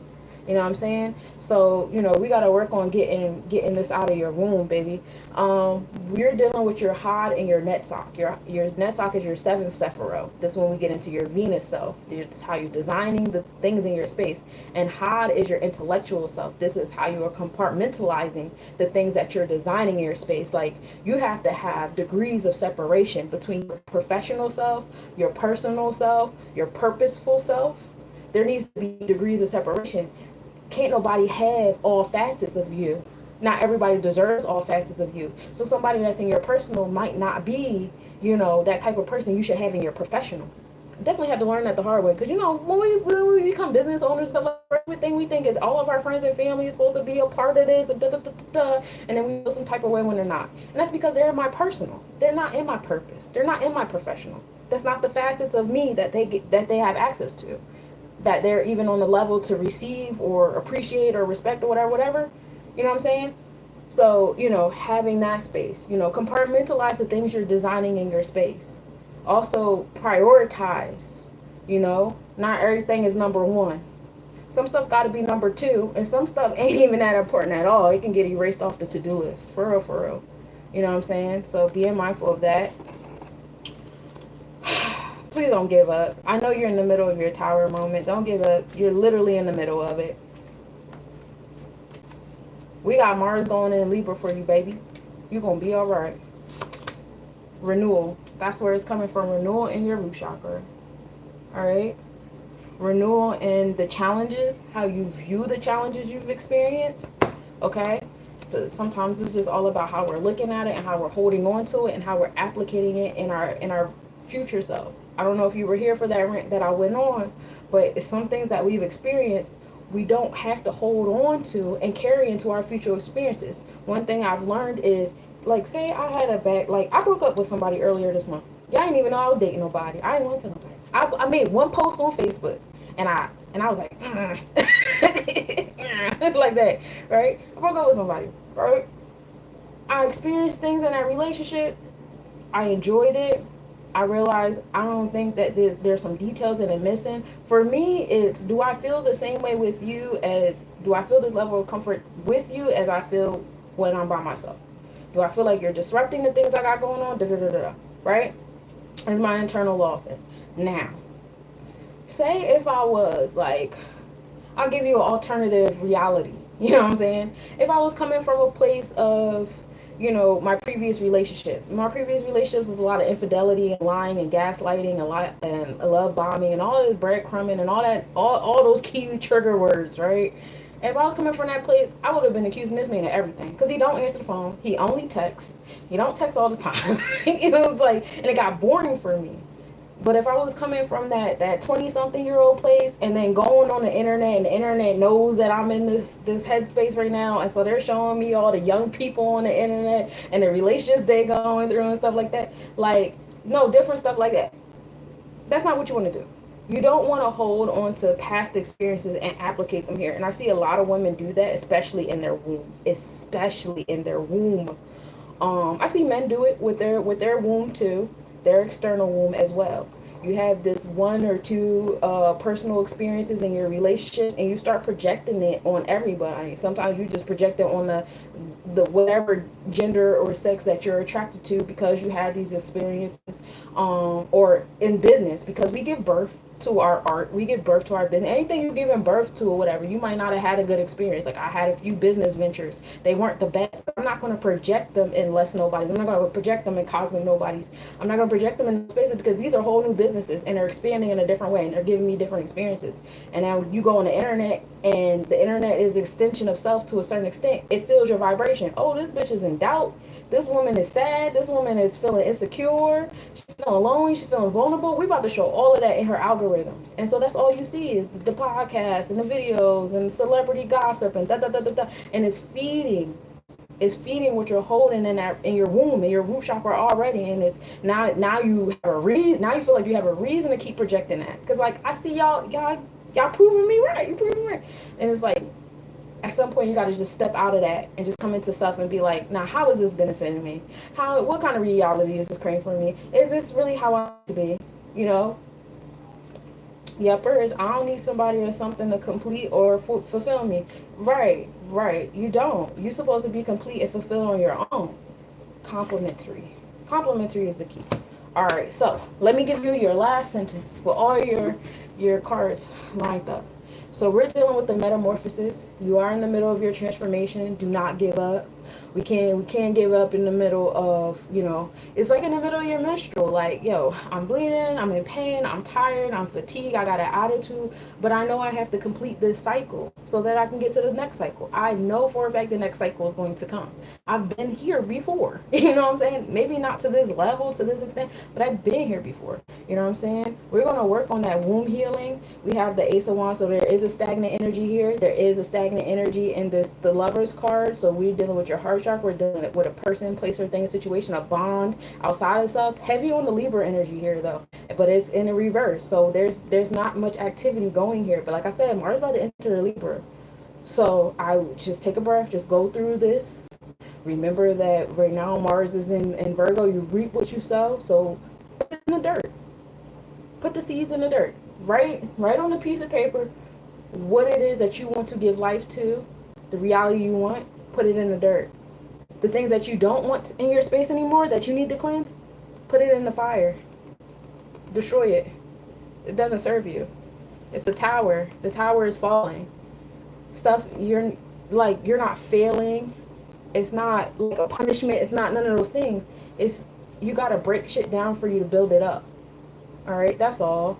There's going to be a renewal in your root chakra. There's going to be a renewal in your personal internal law and discipline and how you carry yourself and your authority of self, the different entities and energies you've been allowing to create the law in order for how you conduct yourself. And be mindful of that neglect. Be mindful of that neglect. Make sure you cross your T's, dot your I's, get all the corners. You know what I'm saying? That's important. All right, so that's what I have for you. All right, what's the next element that we on? We are on... You're welcome, my love. And if you are interested in that womb healing service, reach out to me so that I can send the goddess's information to you. I won't make no other moves but send you her information. You take action when you are ready. If and when you are ready. No pressure. But I will give that to you. Just remind me, because my brain be everywhere. Alright, so now we are on... My mind went to fire. So we're going to do fire next. We did water already, so now we're going to get to fire. We're going to go on to my...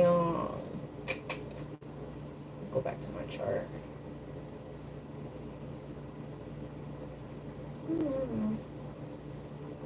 Yeah. What do we have in fire right now?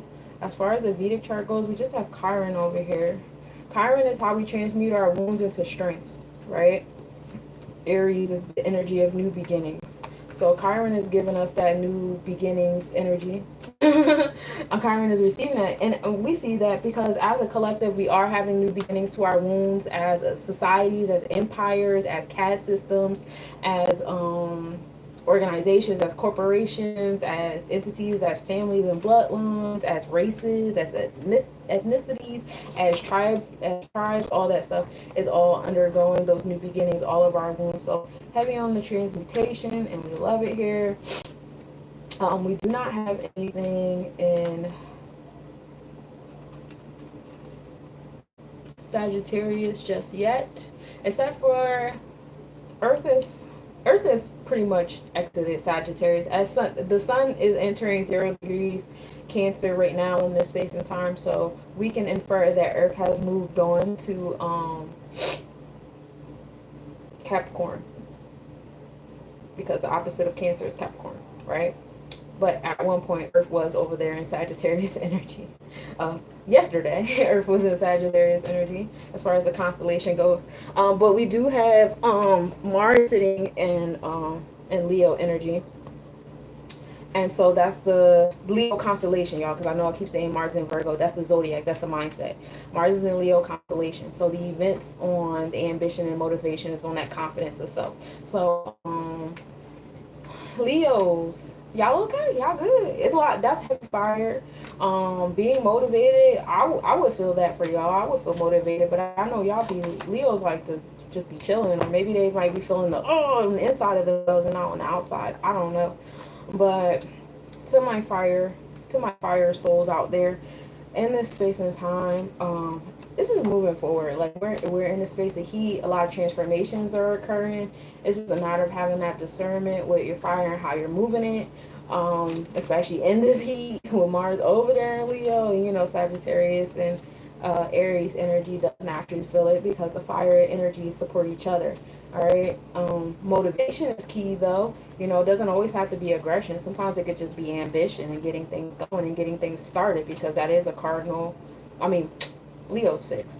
My mind was on Aries for a second.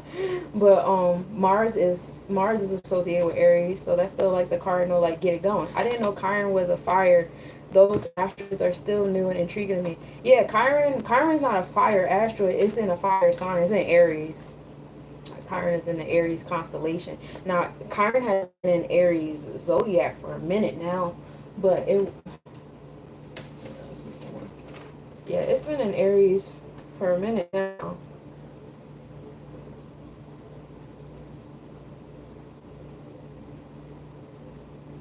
Chiron's retrograde actually begins on the 30th of this month, and it'll go back 5 degrees. It'll go back from 27 degrees Aries to 22 degrees Aries, and that's on the zodiac. So going back 4 degrees here on the constellation, Chiron is going to go back to Pisces at 28 degrees by the end of this retrograde, and the retrograde doesn't end until January. So we're going to have like repetition of wounds happening for the rest of this year. A lot of rewind. Also, to remind y'all, Neptune's retrograde is going on until December 10th, too. Let's put that little tidbit in there because I know that starts in Aries as well. So we have Neptune retrograding in Aries. We have Saturn retrograding in Aries. And then Chiron is retrograding in Aries. So Aries is like a slow energy, a slow space right now for everybody. And I know for my fire babies, that could be, a little irritating. You know what I'm saying? So be mindful. Y'all check on a fire sign. They're probably not moving to their usual speed, or certain things is not happening to the level that they like it to happen, and the cause and effect way they like it to happen. So I just check on them. Like, you good? You being impatient over there? You're self-sabotaging because things ain't working out. Shit not moving 100 miles per hour for you right now. It's only 5 miles per hour. It's all right, boo. I love you. Hug. Hug, hug, hug. Especially as they deal with the retrograde of Chiron and Aries. That's crazy work.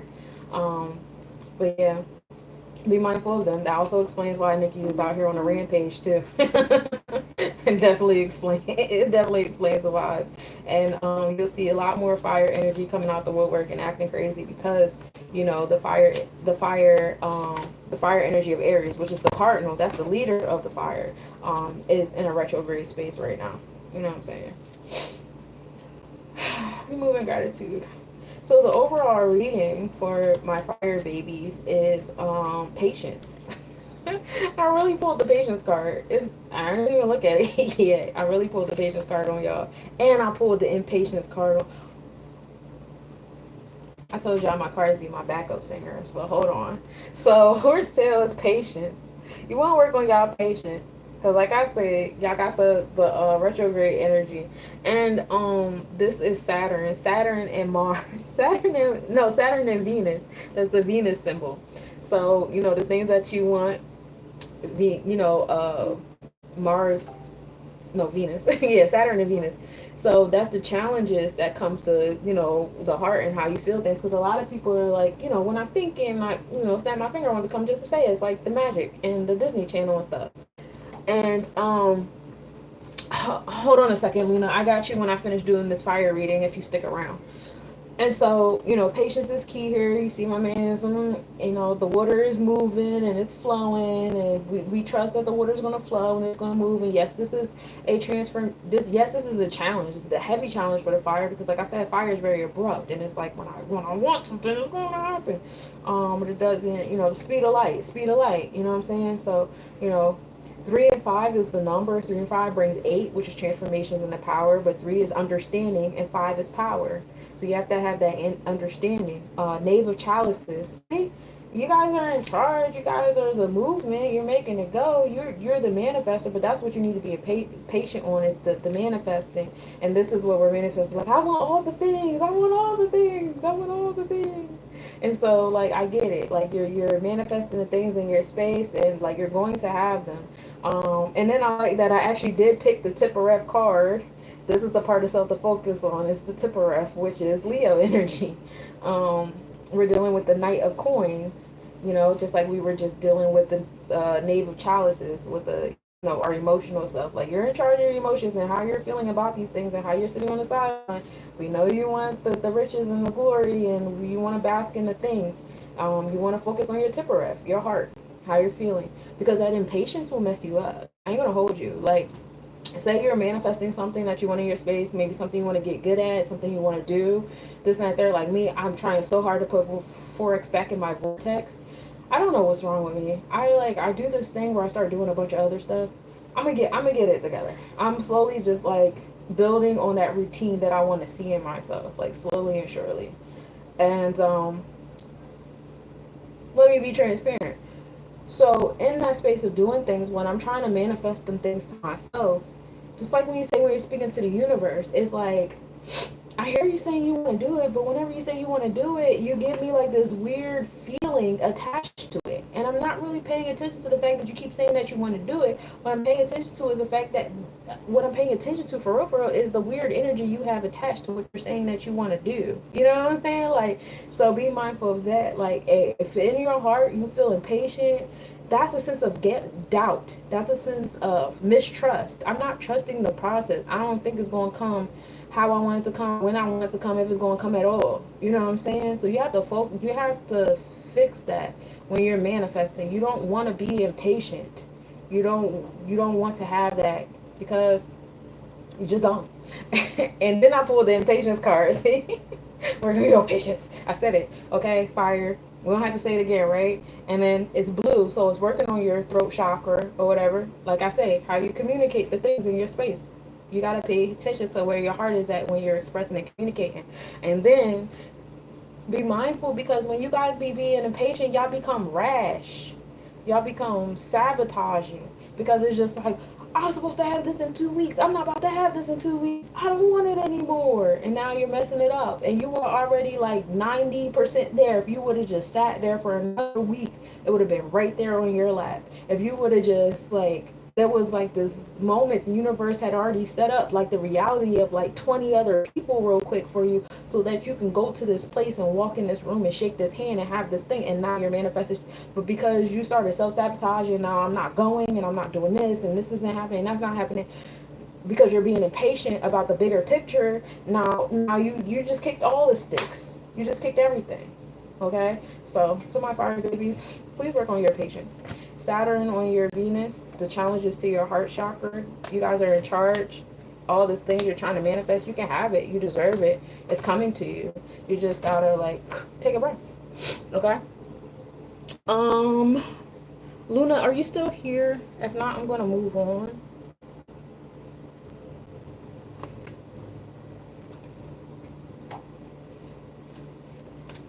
Also, if anybody else wanted to read in before I check out. Okay, you're still here. And what was... Let me scroll back up. Will Javier reach out this month? Oh, okay. I don't really want to do that with this deck. I don't really be doing that with these decks. These are the kind of readings that I do on the hotline all day. I don't really like to use that deck to do it though. What you doing? I'm doing readings, V. I gotta know for you, love. I got a reverse card. I gotta know. There's no stability there. We don't like it there. I don't think I like Javier anyway. I don't like that card that I pulled.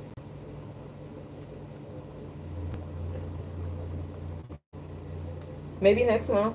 We only got 2 more weeks left of this month, so maybe next month. But I gotta know for you.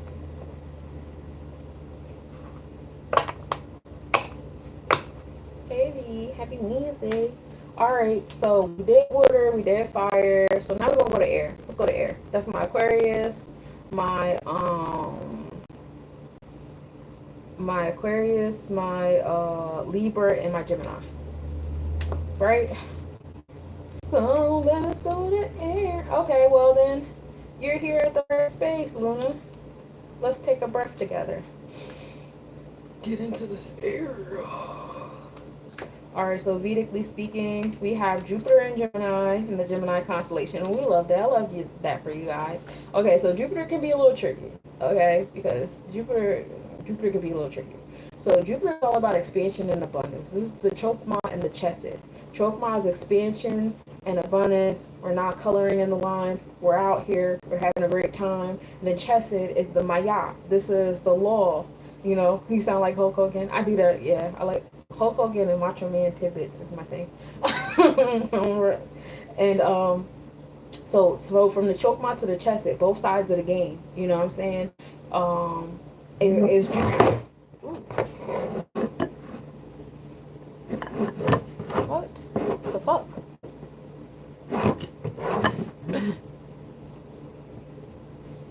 Sorry, my sister. Okay. Chokma to the Chesed. Yeah, Chokma to the Chesed. From the expansion and the joy and abundance. No, you're fine. Just make sure you was good. To the internal law.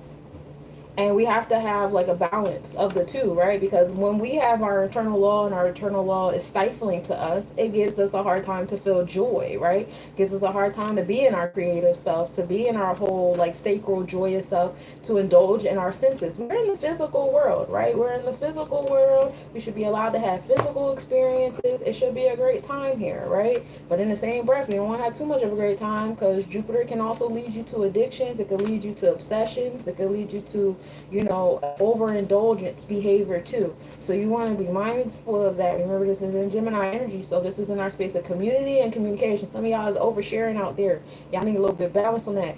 Put some shit in y'all chest. Stop oversharing all this shit. Some of you guys are overgiving. I gave y'all the whole spiel on the martyrdom stuff that some people be doing, and I'm going to carry the calf on my back, and the calf should never have strong legs. As long as I'm here, I'll carry it. And it's like, all in all, you're debilitating the calf. You know what I'm saying? There's no reward for being a martyr and overgiving and being too deep into that philanthropy thing when it comes to your community. But in the same breath, you should have some sort of chokma there too. You know what I'm saying? So find that homeostasis in the middle. Also, it's okay. I'm not going to be here too much longer anyway. What else do we have over here in the air? As far as Libra energy goes, we have Lilith here. Lilith is Lilith is like our primordial self, our rebellious self, and we love it there. We love the primordial rebellious energy, right? And so we see a lot of that happening in the Libra scales, whether you're looking at the celebrity realm and you're looking at the Libras and you're seeing the personification of the primordial energy, the rebellious, energy going into what's the face? To Libra, into the justice space. Also bringing us back to a certain level. I don't know why I can't talk with you air people. I don't know why y'all doing that to me right now. But also getting into the space of balance, giving and taking, the bonds and the contracts and stuff like that. A lot of that is going back into our primitive self, our rebellious self. You'll find a lot of Libras going back into like, I want to get into the history of the things. I want to get into the originality of the things. I don't want to do what everybody is doing. I want to do what I want to do. I want to do. And usually what it is that you want to do is rebellious, and it is going against the grain, and it is, pushing the limits. Yeah, love does the pushing. And it pushes the limits in the justice system. It pushes the limits in your interpersonal relationships. It's something that, Luna, if you're still here, you might be going through, pushing the limits of your relationship. That is Lilith over there in Libra. Be mindful and be careful with that. In addition to that, in the Aquarian space, we have the node. The North Node is an Aquarius? Shut up. That's my North Node. Gang, gang. See, this is why I need to do my mathematics every day. I'll be tripping. Happy. How about North Node to me? Hey. I don't even know. So the North Node is there. Spirituality in your direction, guys. um, you probably will find yourself starting to be the center of attention for real, in that wherever Aquarius is in your chart. Aquarius is in my North Node, so it's in my spiritual direction. So it's probably like a lot of attention going towards that, which is pretty cool. I love it because that's my purpose and that's what I put a lot of my attention to anyway. But wherever Aquarius is in your chart, like you said, you are an Aquarius, so you have an Aquarius sun. So your experiences are Aquarian. So as far as like the North Node being an Aquarius, is probably activating like that the compass in your experiences, if you will, on the spiritual level. And you'll see like other individuals' compasses giving attention to yours, wherever Aquarius is at in your chart. Because that's where we're moving. Societally, is that a word? Did I make up another word? I'm cool with making up the words because I'm good at it. But overall, as far as the air goes, hey y'all, I see a lot of joy. I see empowerment. I see like the light, but then I also see a nice little set of sexy darkness happening here. And I see a lot of people paying attention to you. And just remember, as people are paying attention to the light and the darkness that you have between that Jupiter and that Lilith, people are also talking shit. Some people just can't help it. And I think a lot of individuals are just NPCs, and they're just here to fulfill a quota of like naysayers and negativity, because there's a yin and yang in all things. You know what I'm saying? And so some people just gotta be dusty in your space, because that brings the divine order of the yin and yang. You know what I'm saying? But yeah, air, all energy is on y'all right now. I like this for y'all. It's all about y'all being your space. Again, like I said, find that balance between your joy, your expansion, and your indulgences, especially with that Lilith, because I know Lilith is rebellious, but you want to be a rebel with a cause. You don't want to be so addicted to the rebellion and stuff like that that you forget how to flow. Remembering how to flow is important too, right? Yeah, that's what I got. I don't know what I got for y'all. I see a nice little balance with y'all though. I like it here. I feel good. I couldn't talk to y'all at first. I don't know what that was. It was just holding me real tight. But then, it's cool. Be cool. Cool. But I did pull the Metamorphosis card for y'all too. You know what I'm saying? It's giving Lilith. You know what I'm saying? We know Kali Ma is the ultimate rebel. And the moon and Pluto. So transformations, empowerment is important. Pluto is also an Aquarius zodiac on the mindset of the things. And y'all know I'm doing the Vedic right now. That's why I said what I said. But transformations and empowerment, secrets coming out and allowing them to come to your intuition is definitely heavy here. You know what I'm saying? So like I said, when it comes to your intuition is usually like on some stuff that goes against the grain of what you've been trained, because the intuition of self is the only thing that's not trained. Everything around you is trained. Like your intuition and your emotions, your cups, your personal cups deck is the only part about you that's not trained. Your swords have been trained. Your pinnacles are, not trying to make that noise with y'all, but y'all know what I mean. Because your words is being trained, it does affect your pinnacles. So your pinnacles are trained, because people are telling you what pinnacles you're allowed to use. You're probably not even using the pinnacles you want to use. I was telling somebody that earlier, was it yesterday or today? I forget. My days blend in sometimes. And I was like, bro, I don't have a problem with wealth. I love nice things. I love being able to provide nice things to myself and my children. It makes me feel good. It's a fun time here. I love it. I love stuff. I'm a heavy earth energy. I'm a Virgo Capricorn stellium. Stuff, I love it. I want the stuff. Okay? I make stuff for a living. I like stuff. So, with that being said, when I think about money, it's like my beef ain't with money. I like money because money is what I need to get the stuff. And that's just what I need to do stuff.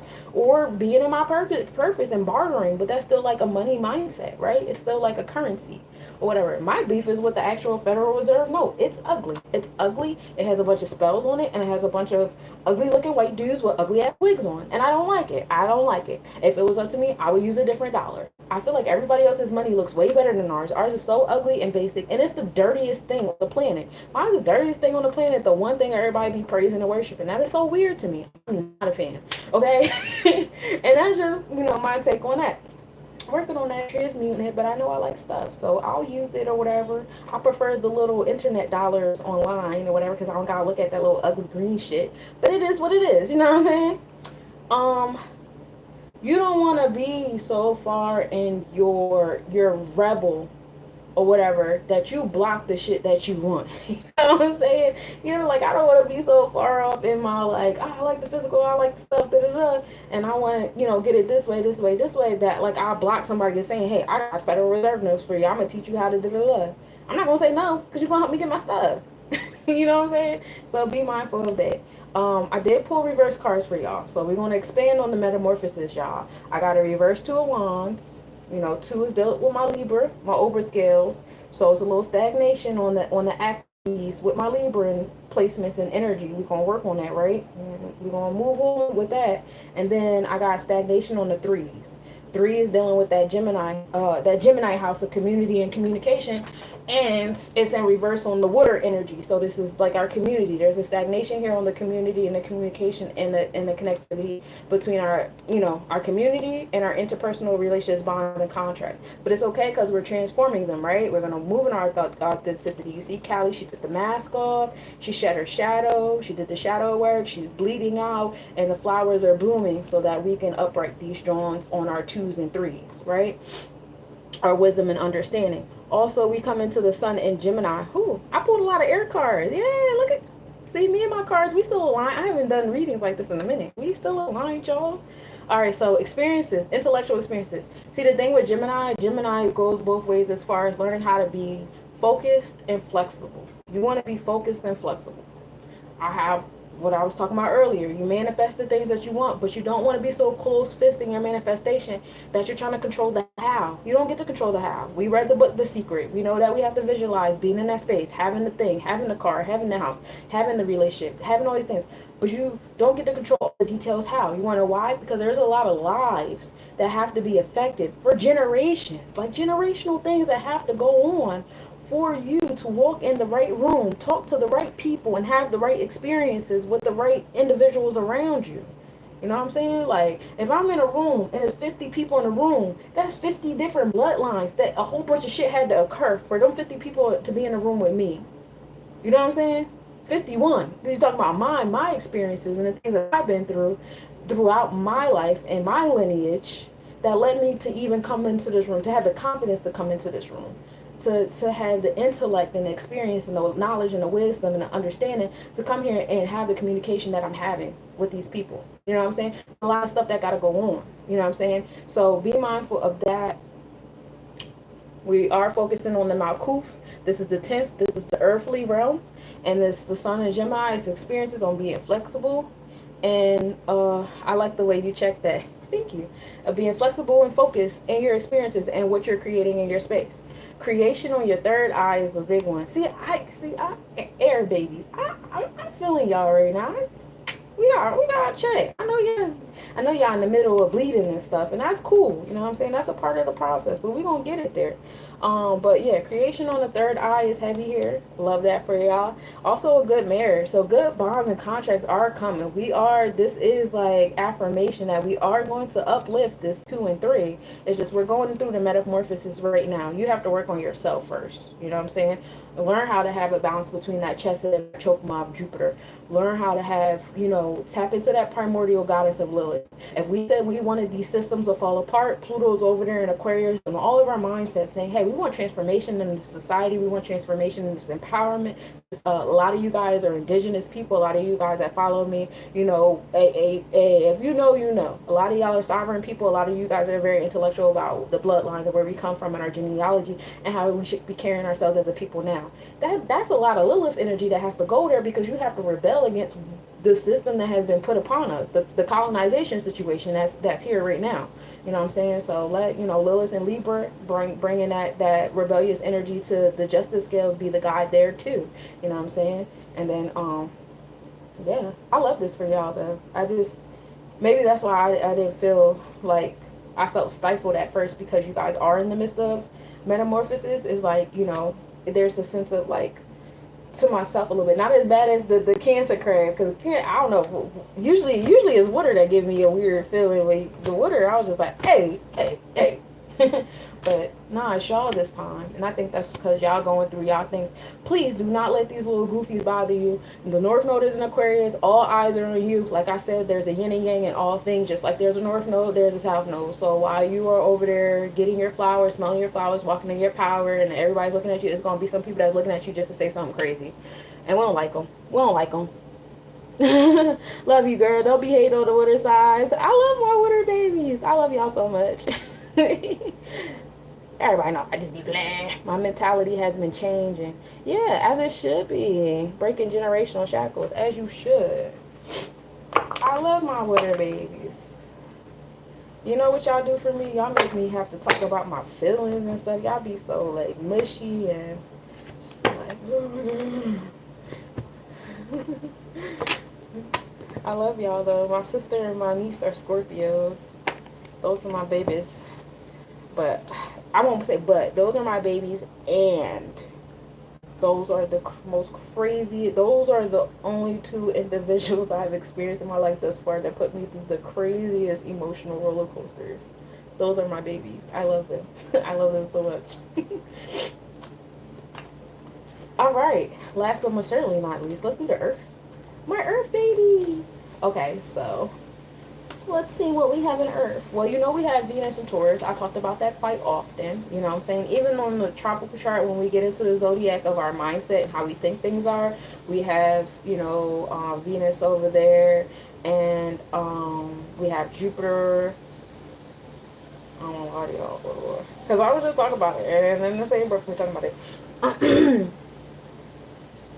No, we did have Jupiter. All right, let me just stick to the rivers and the lakes that I'm used to. We have Venus over there and we have Uranus over there giving us the progressive. Oh, it was the moon. We have Venus over there and we have Uranus over there giving us the progressive pushes and Taurus energy. Taurus is what we value, what we prioritize. You know, facets of love, forgiveness, self-love, self-esteem is big there. Wealth is heavy there too. So, you know, beautiful, nice things, what we want to design in our space to make us feel like, where you go. That's all, you know, Taurus energy, right? And we know that that's all Venusian energy as well. Venus has that blend between earth and air, fixed earth and cardinal air. You know, leadership with the mindset, let the heart, you know, follow. You know what I'm saying? Having Venus in its home place is Taurus, that desire for nice things and beautiful things and materialization is big. Manifestation is big this month with Karma and Virgo, with Venus over there in Taurus, with Saturn and Aries. Like, you know, you can manifest the things, but like I said, I pulled that patient card earlier for y'all fire energy. Everybody got fire something somewhere. Be careful with that. You know, we're manifesting big things. We have to be patient for the process because now we have a realization of how much stuff has to be in alignment for us to have what we ask for, right? All right, Uranus is giving us progressive pushes. Some of you Taurians, y'all might be witnessing other people being progressively pushed in new beginnings. At some point, you're next. I know y'all fix earth signs and y'all like y'all routine and y'all like everything to stay the same and nothing's supposed to change and this is how things are supposed to be and this is what I value and prioritize and I don't want to do nothing else and blah, blah, blah, blah. You know, no, that's not. Okay, after I do this earth reading, I got you, Patty, if you're still here. That's not what we doing, boo. You gonna get progressively pushed. You ready? And that's okay. That's okay. Oh, you throwing cards at me, threw a lover's card at me, I'll let that slide. I'm gonna pull a card myself too. That's okay, but you guys deserve to, you know, you guys deserve to have different things. You don't always have to be in that fixed state all the time. So let Venus and Uranus push you to the space that you need to be. Also,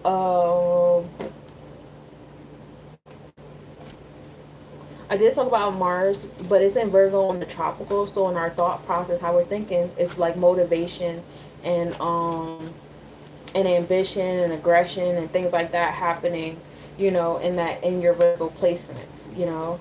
Some of you guys might feel it differently. Mars also deals with your gut, baby. I've been hungry, especially because like, and it's crazy because I haven't been eating any bread, meat, or cheese for mad long, and it just so happened that now all of a sudden I'm just like, yo, why isn't it like? It's not that it don't fill me up. I do get full, but it's like I'm ready to eat again real soon.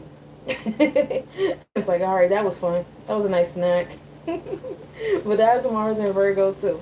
And then we have Capricorn energy. We don't have anything in Cap right now. With the sun entering Cancer constellation, we can infer that Earth is in the opposition. So Earth is currently entering Capricorn constellation. So on our earthly self and our Malkuth, we will be dealing with challenges. We will be dealing with authority. We will be dealing with our basic resources and our sense of survival and our authority itself and who we allow in that space of authority. We'll be dealing with that on our earthly realm. Okay, so that is something to be handled, taken care of, taken notice of, and things like that. Overall, for the Earth babies, I just feel a lot of like pushing, feel a lot of pushing and challenges, and just having that sense of awareness that like it's not as like I pulled the metamorphosis card earlier, and when I pulled the metamorphosis card, it's that is like a vibe of more so like thick water.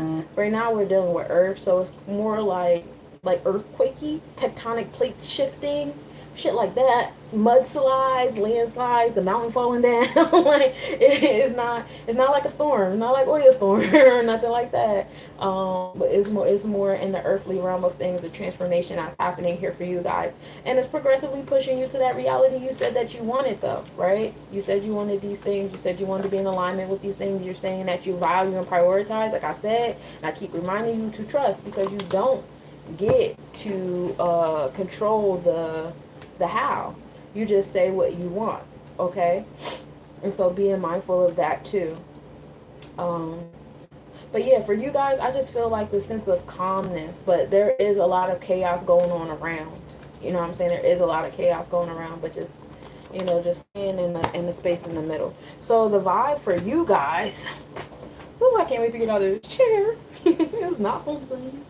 The guide for you guys is we have the South Node here, where you're coming from, where your comfort self is. And that South Node is in alignment with Pluto. So it seems like all four of my babies, no matter what element you are, everybody's dealing with Pluto in some type of way, shape, or form, it seems like.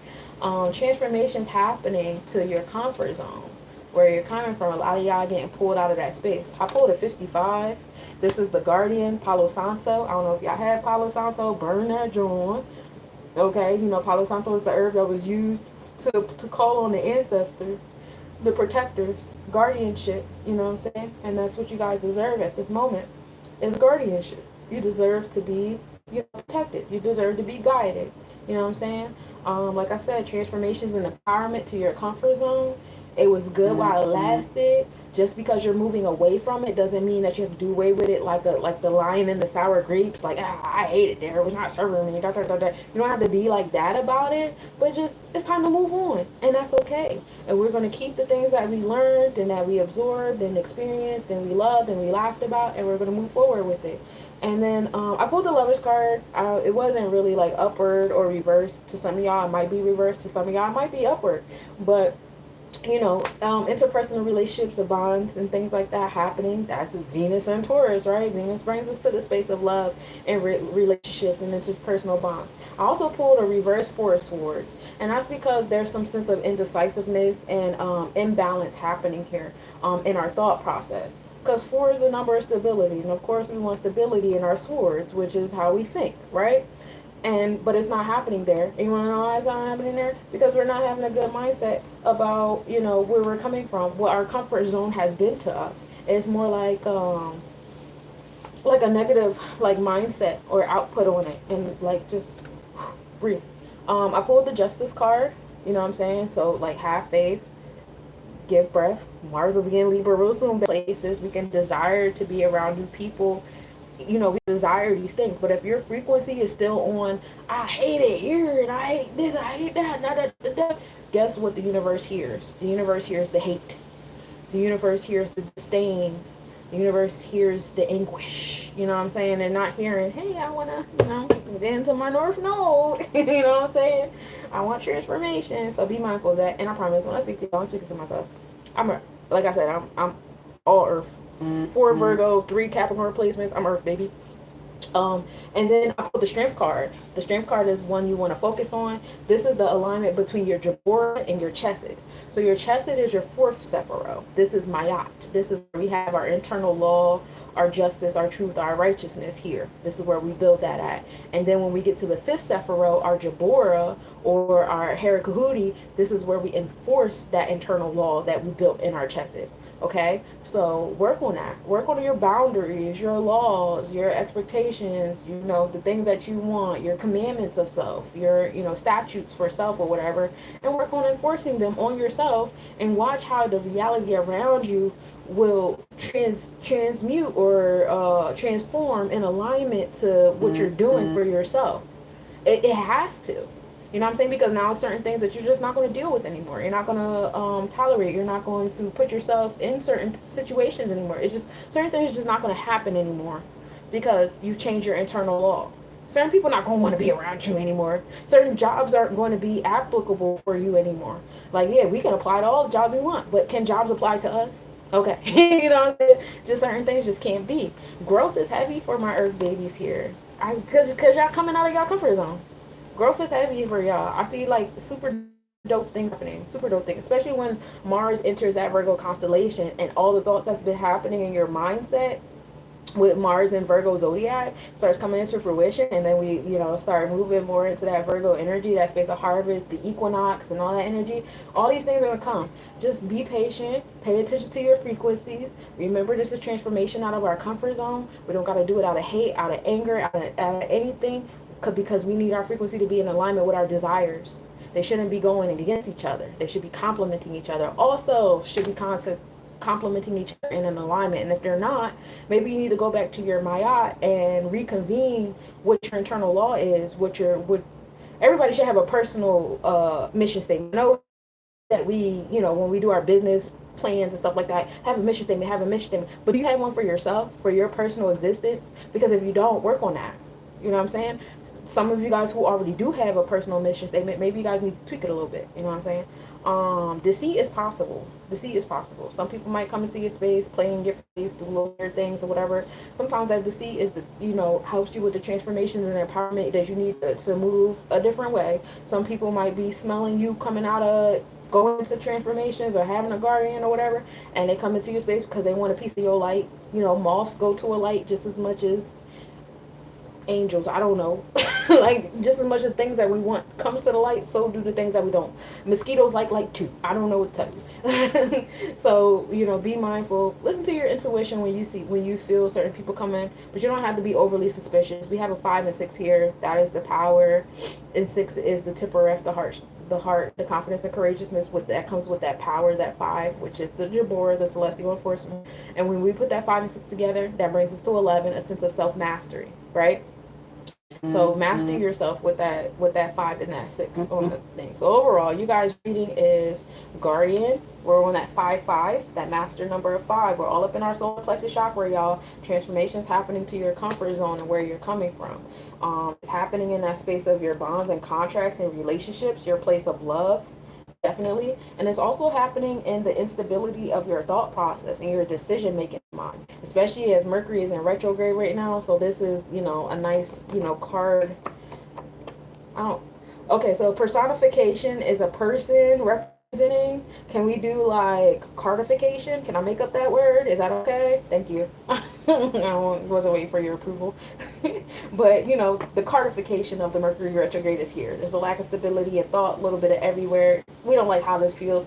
Earth energy, if nothing else, like stability. We like our feet on the ground. And so that doesn't feel good to be all over the place like that. But that's okay, because we're coming out of our comfort zone. And our comfort zone was where the stability was at. And in the midst of getting uncomfortable, you got to come out of the stability to create a new level of stability, right? Justice is happening, so be patient, y'all. Then we have the parts of self to focus on. You're going to focus on your chesed, your internal maya, and your jabor, how you're enforcing it. And you're going to do it with your strength card, that Leo energy, which is the energy we're about to walk in on 23rd. Growth happening in your heart chakra is heavy here. Growth. How do you feel? I know earth energy, we like stuff. We like the physical. We like the da-da-da. But how do you feel? Where's your feelings at? This is the part where we get like, this is where I need my water signs. Help me. And then, deceit is possible. some things that is glittering and gold. Some people might come into your way and gaslight you and love bomb you and make you think da da da. But I think that you are so well versed in that pattern, you already gonna know. Just don't let it fuck up your frequency as you are going through this transformation out of your comfort zone. You know what I'm saying? Like, you ain't gotta be stuck on Mr. or Mrs. Dusty and those failed business partnerships and stuff like that when they try to do the hey big head in your inbox because they see you transforming and stuff like that. You ain't gotta fall for the hype, not even mentally. You ain't gotta fall for it physically. You just don't have to fall for it. We don't have to do any of that. So that's what I have for you guys for the collective reading. Thank you guys for sitting with me. We've been sitting here for 2 hours and 22 minutes, 23 minutes. I had a lot of catching up to do, right? I ain't seen y'all in like 2 weeks. It's been cool being quiet though. I've been very quiet. I honestly been talking to my children more than anything, and then going outside and talking to myself. And I'm trying to come back around to talking to other people again, and it's fun. It's just a lot on my throat chakra because I've been quiet for so long. I will see you guys tomorrow for the collective reading. We've been reading the Torah together. I don't know. I've been tapping, usually fall asleep. Thank you. I always appreciate you, Tyree. You always pull up. And then I'll be trying to tell you, like, bro, I feel like we pull up at the same time. Like, there's something about our energy, our cycles that are in alignment, because I ain't been nowhere. I ain't been up here. I ain't been on TikTok. I popped up. I pulled up when you pulled up. I don't know who all there. Virgo Gemini. Right, Virgo Gemini. It's the Mercurian flow. Exactly. That's exactly what it is. Will I struggle to get a good job after my degree? Let's see. Yes or no? Let's see. I'm so glad I tuned in. I shared as well. Thank you. I appreciate you, Renee. Virgo gang. We love it here. Let's see. Let's see if you're going to struggle. I gotta know. Queen of Swords. It's in reverse, so reverse for me is no. I'm not going to struggle. Anybody who wants a card pulled, I'll sit here for extra 60 seconds. And then I'm going to head out because I still have to work on my affirmation. I didn't do that yet because I was on my reverse 4 of swords. So I didn't get a chance to do it yet. I'm glad I got out of that uncomfortable ass seat.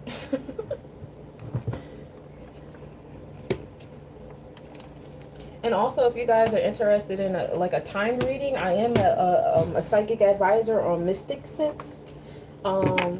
Mystic, SENSE. And I'm really good at it. And it's timed. So, like, say you got, I think the first 5 minutes are free for you, and I still get paid. So if you guys want like a 5-minute reading, tarot, numerology, whatever, you just want to chat, whatever, make an account on Mystic Sense and hit a goddess up. I'm up there, and I'll be waiting for people to call me and stuff. Is drama the right career field for me? Let's find out. Yes, I can pull one for you. I got you, love. I see you, Renee. Drama. I got the reverse star card. And reverses for me is no. It being a star card is like trust in the universe. It's not enough trust going on in that question you asked. Mystic Sense is Mystic, MYSTIC. And then sense is like your senses, SENSE. And it's like a little purple. It's like I love my purple. So when I seen the website and they hired me, first of all, it was hard as fuck to get hired. That's what made me really love it. Like, oh, y'all prestigious. I love it here.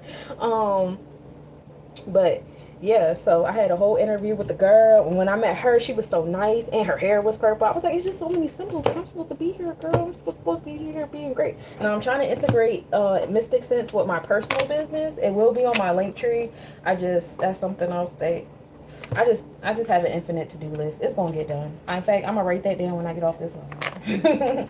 Let me integrate that on my Linktree. That way y'all can just go on my Linktree, and if that's how y'all want y'all readings, so it doesn't always like, I have set prices with my business. But if y'all just say like, yo, I only got like $5, that's fine. On Mystic Sense, the first 5 minutes is free for you. I still get paid. And then if you want to put your $5 up there after the 5 minutes, you know what I'm saying, you could do that, and it's your world. You know, that's what you got. Now you got like a 12-minute reading, you know what I'm saying, for $5. That's dope. You know what I'm saying? So I thought that was like, you know, that's a cool. Yeah, just no S at the end. So it's just mystic sense. Just one sense. Yep. Thank you, Tyree. Send you the info? Yeah, I definitely will. Oh, I pulled 2 cards for you, Renee. So the first card I got is Lemon Balm, Nurture. You're going to nurture yourself. 5 and 2, your solar plexus. 5 is Hero Kahuti, this is your celestial enforcer, and 2 is wisdom. And they come together and make 7, which is God, and that's designing stuff in your space. So how you enforce your wisdom is how you're going to design in your space. Nurture that. You're going to focus on your Ceres, and we talked about Ceres. I believe it's about to go in retrograde.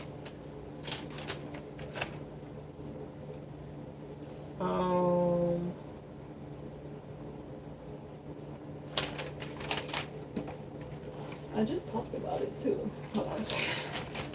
I believe it's in the Cetus. Yeah, it's in the Cetus constellation. Ceres goes in retrograde on the 15th, but Ceres is about nurturing and agriculture. Aren't you the one that said you're a Virgo? Yeah, you are. So Ceres is like the asteroid version of Virgo energy. So that's the nurturing energy, and you're going to nurture your Jupiter. That's the Jupiter symbol, which is your expansion, your abundance, your joy, you know, creativity, your sensual self. And then metamorphosis. So transformation is happening to you as you nurture yourself. So be kind to yourself as you're going through your metamorphosis. Paul de Arco is the herb here, and you're working with 7, which is Netok, the celestial designer, designing stuff in your space. 7 also deals with God. And then the moon and Pluto is here. So transformations to your intuition, your spiritual self, your feminine energy, and how you like to be nurtured. The 17th. Oh, my birthday's the 19th. Hey. That's what's up. So yeah, that's what you're going through. Nurturing through your transformations. Peace to the goddess. So 989. This is like, so 989, that's 17, that's 8. Oh, so this is a personal year. Oh, you another 8. This is a personal year of 8 for you. So this is a year of transformation for you, sis. So every time we go through a day of mathematics, you know how I go up here and I be like, oh, today is 6/17/9 or whatever. So because your personal year is 8, you would put 6/17/8. And that would add up to what your personal life path is for today. Now, if you want to get into the collective life path, you would put the 9, right?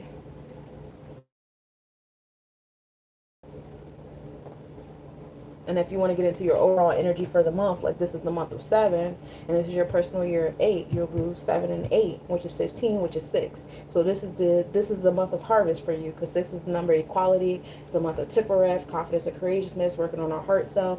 6 deals with you reap what you sow. What you put in is what you give out. So that's what this month is about for you. That's pretty cool. Cool. All right, I love y'all. I'm gonna head out. This was fun. I appreciate y'all, and I appreciate y'all tapping in. If I forgot anybody about anything, you guys know you can inbox me. My inbox be open. Okay? I will see y'all tomorrow. We read in the Torah tomorrow. We made it to Leviticus, and that's fun.